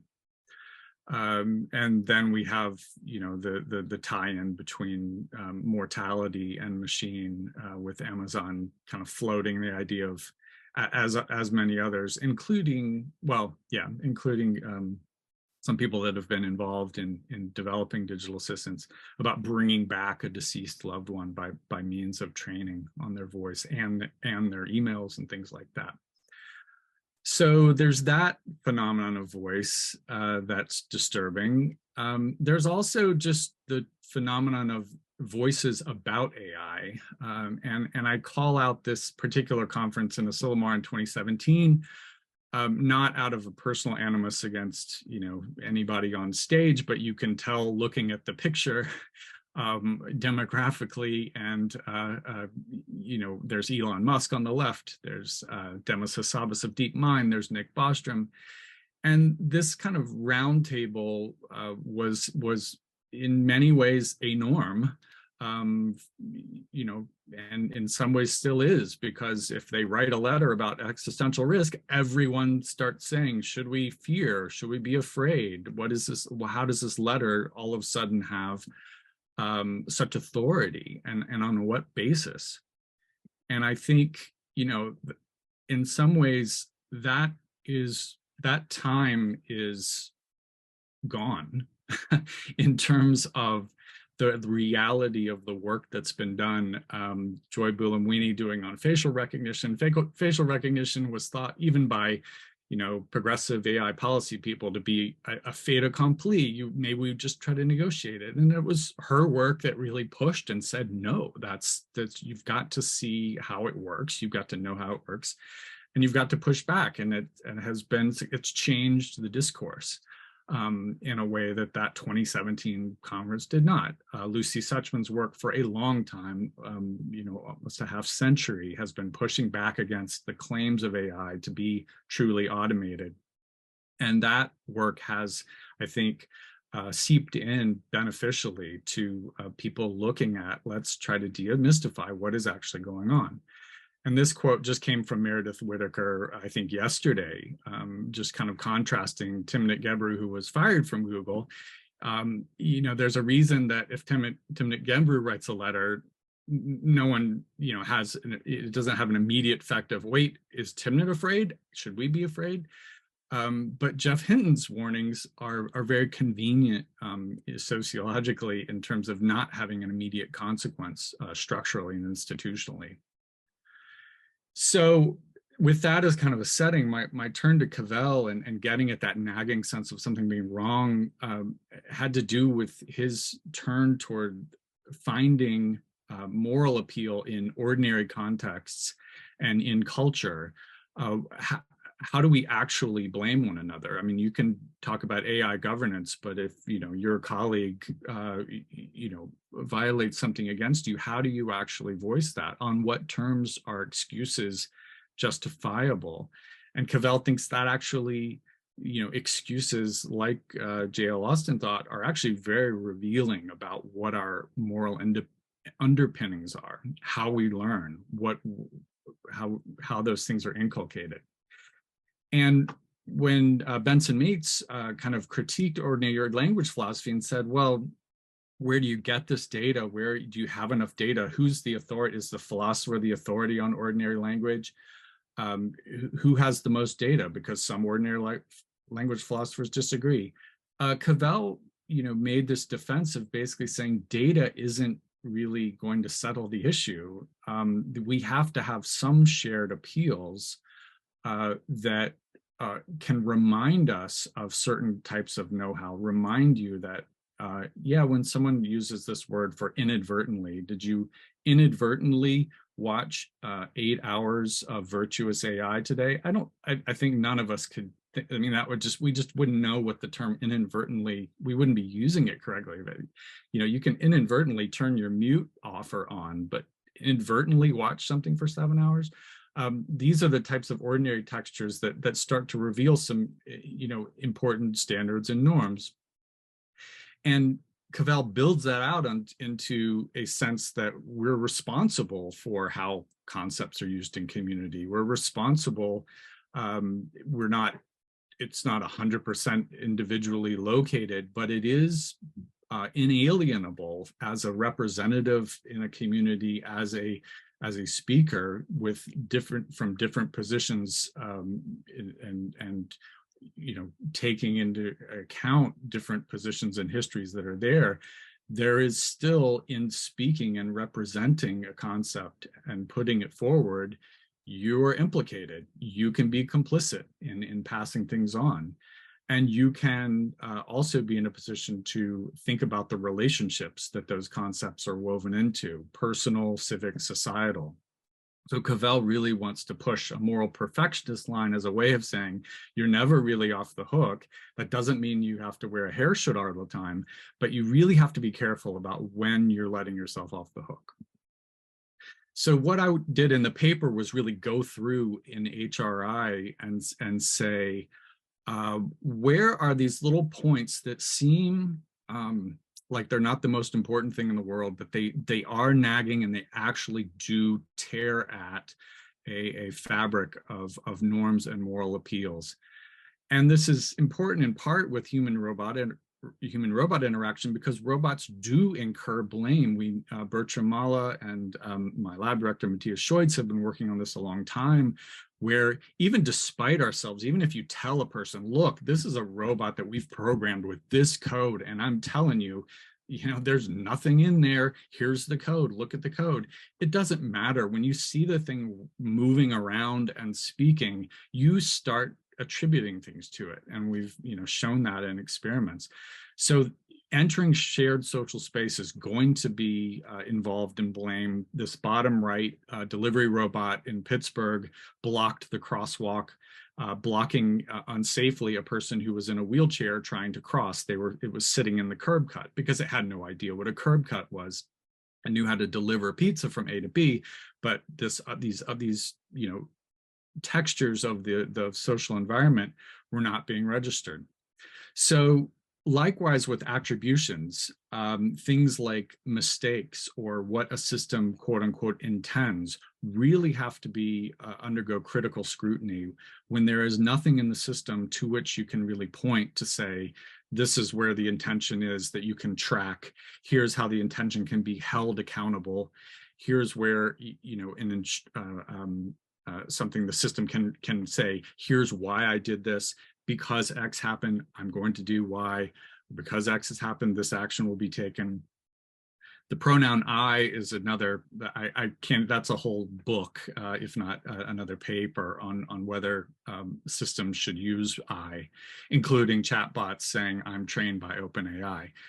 A whole mess, we can talk about that later. But even saying something like no implicates and draws out what is the system saying no to. And we've worked on planning architectures, folks at the Tufts HRI lab, of really having robots that can not just say no, like in 2001, but I'm afraid I can't do that, but actually have rudimentary, this is what is being said no to, this is why, here's the transparent, accountable reason. Likewise, with attributing obedience and disobedience to robots, we have a paper on, you know, I can look at the sky and say, please don't rain, and it doesn't rain. It's not disobeying me. There's no question of obedience or disobedience. It's a system that doesn't have any traction with that. We have to be very careful in terms of what we, in attributing something like understanding to a LLM or another AI system, when that's really just a category mistake, to pick up Ron's idea of category confusion. It's just a category confusion. It's not that it can't perform impressively, it's just a category confusion. And I threw in this other one, maybe, with a nice juxtaposition with the sutra reciting robot monk in China at the bottom. But even silence, if you think about it, and Alexa, what is the silence of Alexa? Is that really silent? And what are the terms of that silence? But even say when I'd started my talk of saying I wanted kind of a moment of silence, or, it's woven into a set of assumptions around what is the context for that. What can you attribute to the person that is being silent, that a robot is being silent? That the idea of it is silent is already an attribution. In some ways can be, or it is holding silence, or it is refusing to speak. All of those are projections in certain ways that aren't justified depending on the system. All of this is a way of saying this attention to detail doesn't count against the physical aspects of human-robot interaction and AI interaction. They actually lead further into it. And so that's why I think Cavell is useful for leading further into detail around things like touch, around things like physical spacing, around the idea that a robotic arm assisting feeding is full of norms around autonomy, care on the part of the designers of what it means to just even move towards someone's mouth, the intimacy of eating. What if there's a loved one there watching the robot arm feeding? This is really complex and dense terrain. The touching of a robot, and in the bottom right, delivering clinical news. In this case, I think it was a story of delivering the announcement of cancer to a patient, to get to Cyrus and Zach's paper, delivering it through a robotic, teleoperated system.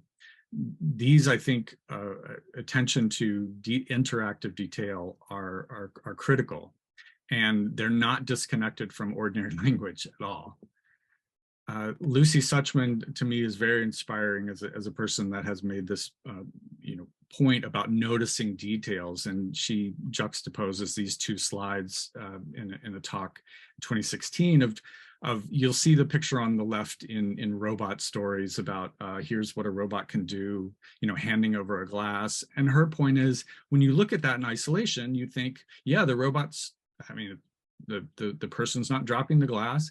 But when you look at the slide on the right and you think, oh, look at that arm supporting the person, look at the hand assisting the drink, it's a whole different thing. And so when you're saying we're going to have robot, giving care and using that same concept, that to me is an occasion, and for me helped explain why moral perfectionism was sitting there in the back of my mind, because it picks up Suchman's basic point and amplifies it, I think, of we've got to be able to hold a standard that doesn't just have a static image, but is an ongoing practice of noticing more detail, noticing things that have not been valued or appreciated, but that are critical to exhibited virtue.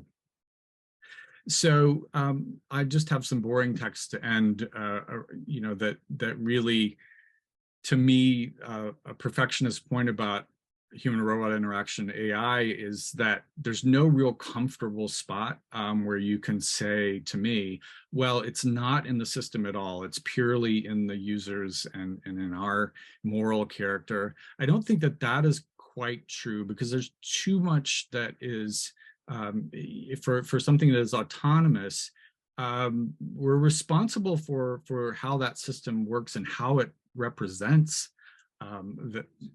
its decision making, how it represents its processing.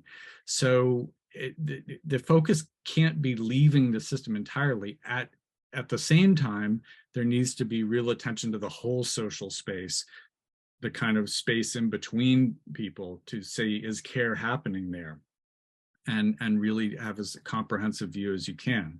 None of this, by the way, I think, militates against the virtue theory that we've seen expounded today. I think it's just a thread through it of challenging and just a thread of questions that I think are just interesting to sit with for a while. And I cited this in the paper about Nightingale on Aristotle as kind of a critic of Aristotle.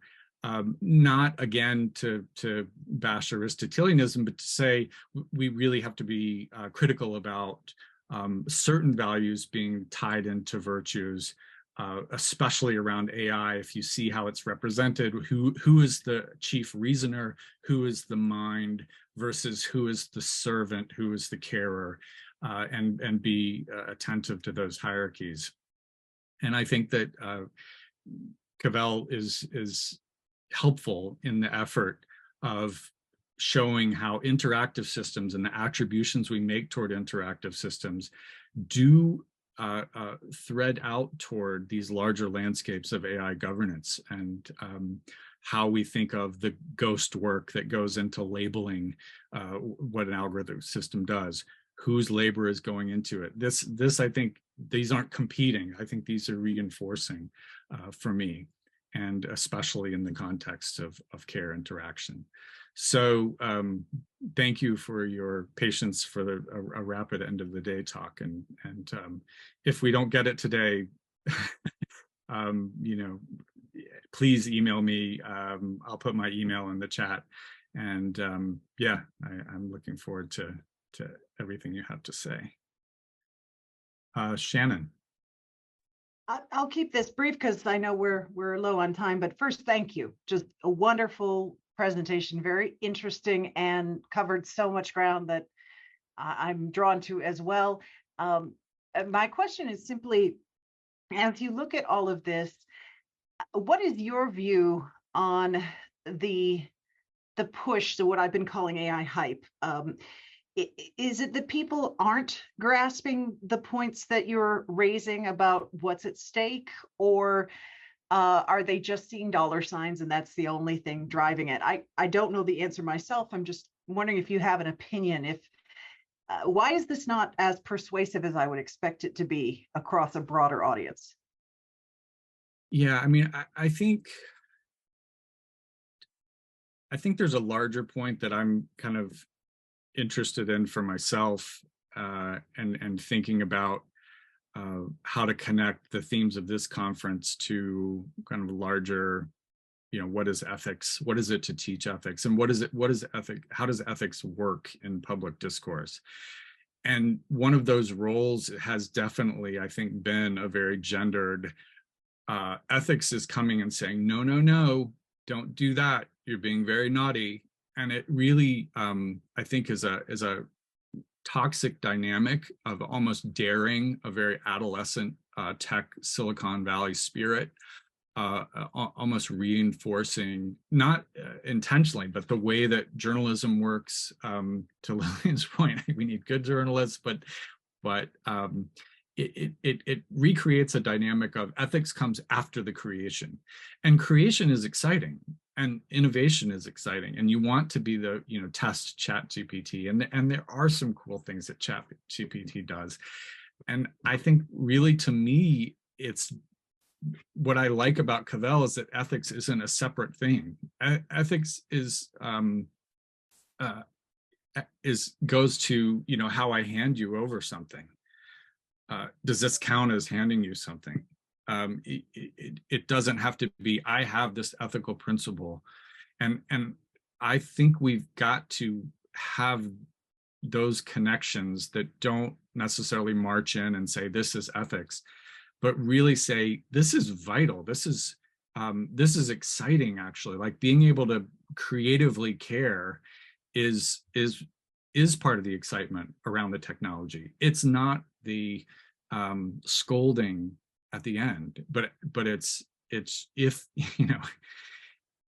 this can be if more momentum can be built, this is where the creativity is, this is where the energy is, this is where things are happening. So that, to me, is your question. I wish I knew, but I also think there are glimmers of hope, of really questioning how ethics is positioned and saying, no, we don't have to accept that, because there's too much built into that cordoning off of ethics. Thank you. I appreciate that. And I can certainly relate, particularly not just my work in tech, but also the work I do in military ethics. I encounter the same things. Right. Yeah, for sure. And that's another interesting discussion maybe on Thursday, but you know, who are how certain things get cast. You know, the big tech corporations, the military, academy, business, you know, all of that, I think has some, you know, inbuilt associations that need to have, not getting rid of them, but really trying to you know, test them a bit. Braden, sorry. Oh, that's okay. Yeah, I was Yeah. wondering if you could maybe say a little more about just the people that you work with in terms of, you know, how receptive are they to the ideas that you try to raise or that you think about? Because I know you, like you said, you sort of straddle these two worlds. You didn't really expect them to be interacting, and I'm just curious how open your colleagues and supervisors are, you know, in the robot and human interaction world to the philosophical and theological interests that you have. Yeah, thank you for that, Braden. It is surreal in some ways, but I think, and you can tell from my talk, that when you start working in the social robotics, you know, I don't have to say go read Schleiermacher. You know, I mean, it's more, hey, what is a crosswalk? what is a crosswalk? Because then the computer scientists and the linguists who are looking at signs, you know, that say do not walk, we can have a really interesting intersection where we don't really presuppose or push each other too hard at first. And I, from my point of view, can start talking about norms and start saying, in a clinical case, you know, a deathbed with loved ones, that's a very you know, just open it up. What would a robot do? And then you can open the space where, like, well, okay, you would need this natural language. And I would say, and when you talk about death, you're going to have this, you know, these cultural norms come to the fore. And so it becomes a lot easier to collaborate when you start at a very concrete space. So for me, being very concrete and contextual has always been, you know, really productive. And so when I hear very disembodied AI, you know, does this AGI? I actually will just say, I don't think AGI is coherent as a concept. And I haven't been shown by people that I've asked that it's coherent, because it is too acontextual for me. It is, even for humans, even if you say this is a generally intelligent human, I think we're going to have some interesting discussions. So that is how I would say we can work together, because we stay, you know, we build out from that level. And that's been a challenge for me, but it's been, you know, productive. Ali Reza. Thank you so much. Yeah, brilliant stuff. Very, very engaging and thought-provoking. I guess my question is about,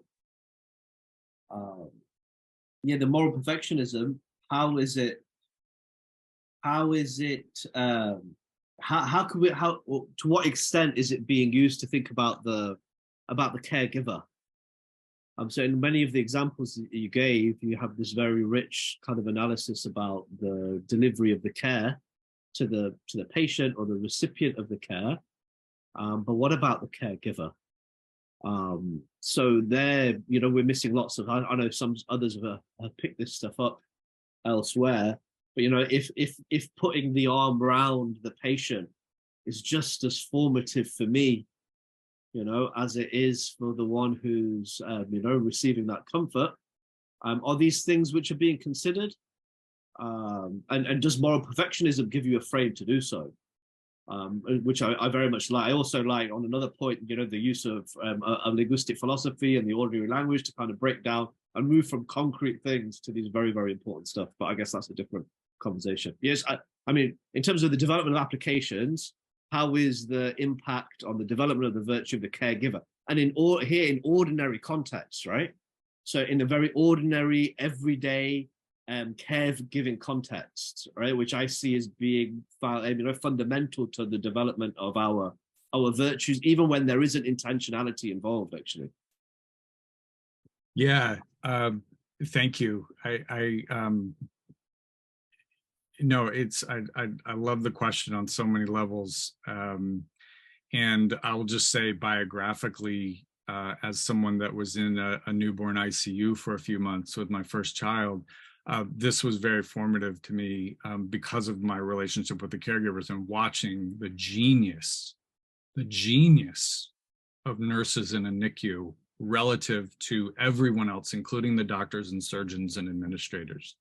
The genius of knowing how to manage different families and the spatial relations. And that calls, I think, the perfectionism is societally, how are the caregivers supported? And in my paper, I talk about that you need a normative guidance. If you're going to optimize, a robot in terms of motion planning of a robotic arm, toward the patient. But what if you think about the caregiver's needs and the optimization goes into supporting the caregiver's back, or, you need some type of normative guidance to shift why the data is being collected and for what type of plan. So I think perfectionism really does push on everyone else. As a loved one, with my child, or loved with my parent at a hospice or something, I have to say, what am I throwing onto the caregiver? And we know in hospice workers that there's so much thrown onto them to be these angels, to be these deliverers, to be these, perfect people. And we're not really acknowledging their vulnerability. So I think the perfectionism channels to the caregivers. Shannon Valor's article on caregiver oriented robots, I think is really good on that. But I think it's precisely to take in everything and what you're complicit in. You can be complicit in the abuse of caregivers. You can be complicit in upholding an institution that doesn't that. And just to add a quick note, I've talked with Jason Karlawish at UPenn's medical school around Alzheimer's and dementia. And, this is one of the issues around people, caregivers for patients with dementia, who do say when they're really talked to at certain points, what would really be great is 10 minutes, just 10 minutes. And, where I don't have the same conversation with my patient 40 times because they don't have a sense that they've already talked about it. I don't want to have a robot replace me. I just need 10 to 15 minutes to do my job, much better. So I think the perfectionist thing is to say, are we writing off, or are we not being imaginative enough about where technology could fit in without, and this gets back to Shannon's point, it's not going to be a headline item. Robot talks to a dementia patient for 10 minutes and doesn't replace and doesn't do it as an AGI, just serves this basic form. And yet, if caregivers are calling for that help, then I think we have to think about the tech skepticism in a certain way, not to immediately provide it, but to ask, okay, let's think differently. Thank you. Okay, I'd like to open it back up for general conversation, and I have my notes that Arvin initially had a question for Marielle that we didn't get to, and that Ali Reza, Bob, and Toby all had questions for Lillian. So if we want to circle back to any of those, or if we want to move in a new direction, but that's, I think, where we stand at the moment. Sure. I think my question was something along the lines of, trying to rescue both of us, Marielle, from Bob, without using soul language, with your framework with Edith Stein's intentionality and your second person relational thing from Eleanor. Do you actually need a soul, or is intentionality, you think, enough, and the relationality is enough? Yeah, I think that's a really important and complex question that deserves a lot of discussion, more than we will be able to go through here. But I have a couple of thoughts on on the one hand, the soul is infusing the body. So anything that we say about the body is also characterizing the person's soul. So at the same time, there's that alleviates some tension.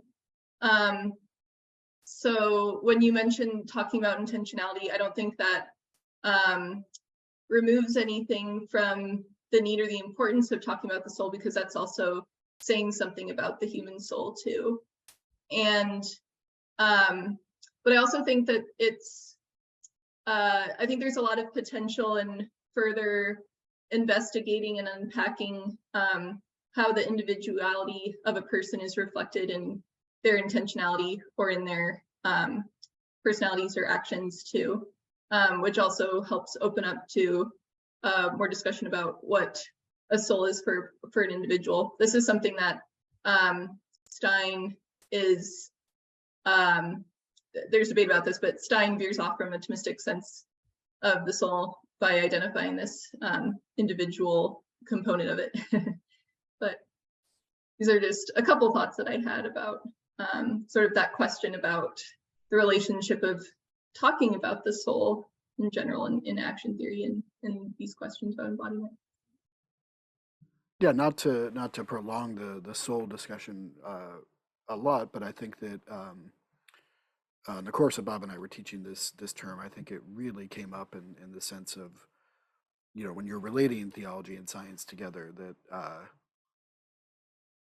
that some of the language that has been used theologically gets complicated when we look at things from a current perspective. And so not wanting to resort to dualism is the only option, but yet if you're not articulating that kind of position, how do you frame that in a way that makes sense in an interaction with neuroscience or with you know, biology? And so it's tricky. It absolutely is, and I think it's something that, you know, we probably need to spend some time thinking about. Well, and just because we use the word soul doesn't mean we're into substance dualism, right? The Aristotelian holomorphic form. I guess there's a group like Marius Tabaszek from GPU is kind of working that out without running into substance dualism, and still consistent with, you know, emergence a little bit. Yeah, sorry, my toddler is here. My AGI is here. Even when you go back to the original, as far as I understand it, not original, sorry, but at least the Aristotelian notion of soul as the principle of motion, it seems like it's applicable to robotics and AI, maybe in what Thomas was talking about, and insofar as it doesn't invoke necessarily a more metaphysical thing, as it were, as maybe a religious tradition that inherits Aristotelian thought does. But if it simply is a principle of motion, since a vegetable can have a soul, you know, animal can have a soul, human can have a soul, right? So there are different types of soul based upon principles of motion. So I'm sure there are some agnostic or atheistic thinkers who could use Aristotle to back up the notion of some application of the principle of motion to something that's machine operated and generated, and especially in the context now where we have the capacity to have organoids, right? And so I think there's a development now of being able to make things and create things that will have their own principles of motion once they're connected to some kind of energy grid, whether that's the sun or consumption of some kind. So just an interesting component of how soul might be used more broadly and depending upon one's commitments. I guess kind of add to, well, I mean, to kind of add to that, I mean, for the motion, I mean, that's in kind of in the Neoplatonic sense, it was actually the motion from here into the Platonic realm. And so, you know, if we think about AI, kind of more symbolic AI as being more in the Platonic realm, and then more the embodied AI, you know, more kind of, well, I mean, embodied, then, you know, I think you could have parallel language. And going back to Plotinus, who distinguished between kind of the, you know, upper part of the soul and the lower part of the soul, where the lower part was much more kind of individualist, but the upper part was kind of what it was, the part of the soul that was able to kind of gain these heights. You know, I think that, I mean, that influences our language of spirituality. but that also splits off. I mean, going back to that time, that was also like, in a sense, what we would now call like our theory of concepts. And so some of the like the symbols and things that are in AI, they also have their historic roots in like, Neoplatonic Platonic ideas, Platonic form. And so I think there are parallels there, historically, that could just be, kind of recaptured. And I guess one more part with kind of, other views, we have, considered before, like, information theory, that a lot of what was meant by form, to Aristotle is very much what we would mean by information now. And so there is kind of a parallel between kind of, form and information. So, I've kind of, I would make the case that we can talk about like the soul of AI, or AI being a soul, in kind of an Aristotelian or Platonic sense. It's just not very interesting at this point.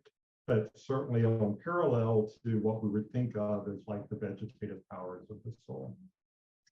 One quick comment I had to further complicate the discussion about the relationship of soul to AI.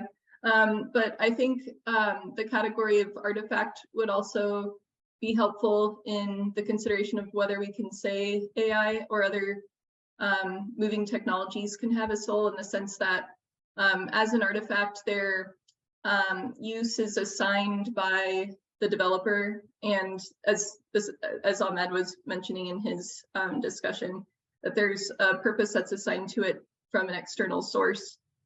Theologically, you would have that's very different from a person whose telos or purpose is inherent to them, that is given to ultimately for itself and for action that is revealing a purpose of its own, that intentionality plays a role in determining what that purpose is. But anyway, I just wanted to mention that, or point to that distinction there.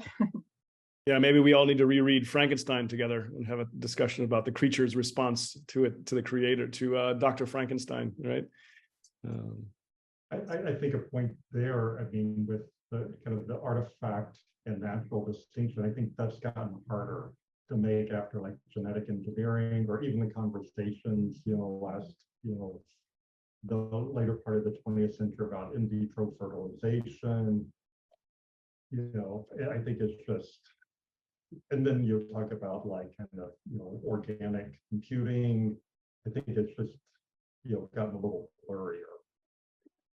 I second Mario's proposal with the artifact. It reminded me of Therese Corey's article on domestic construction of like systemic racism, and she would say that it's a social artifact, and would use that as a framework. And that's what I was asking you, Braden, before, right? When you were talking about like social injustice, the classic solution is social charity, but we never talk about that, not too much, right? We run to virtue, interestingly enough. But maybe in terms of social artifact, what are the flaws in that artifact, and becomes a vice, right? The vices that we need to deal with. And I think it's okay to sit with some uncertainty in this, because I think we're certainly going to be discussing this tomorrow again, as the focus sort of being on AI itself, and whether or not AI can have virtue is what a lot of the papers tomorrow will be looking at. So I think I'll wrap up by trying to connect that to what we just heard from Thomas as well, though, to say it can be interesting and fun to have these conversations, but at the same time, whether or not an AI has a soul doesn't stop the robot from not knowing that it shouldn't be sitting in the crosswalk. So we have to, I think, balance the concrete and the speculative. So I want to thank everybody again for just another fantastic day. So I'm really looking forward to tomorrow as well.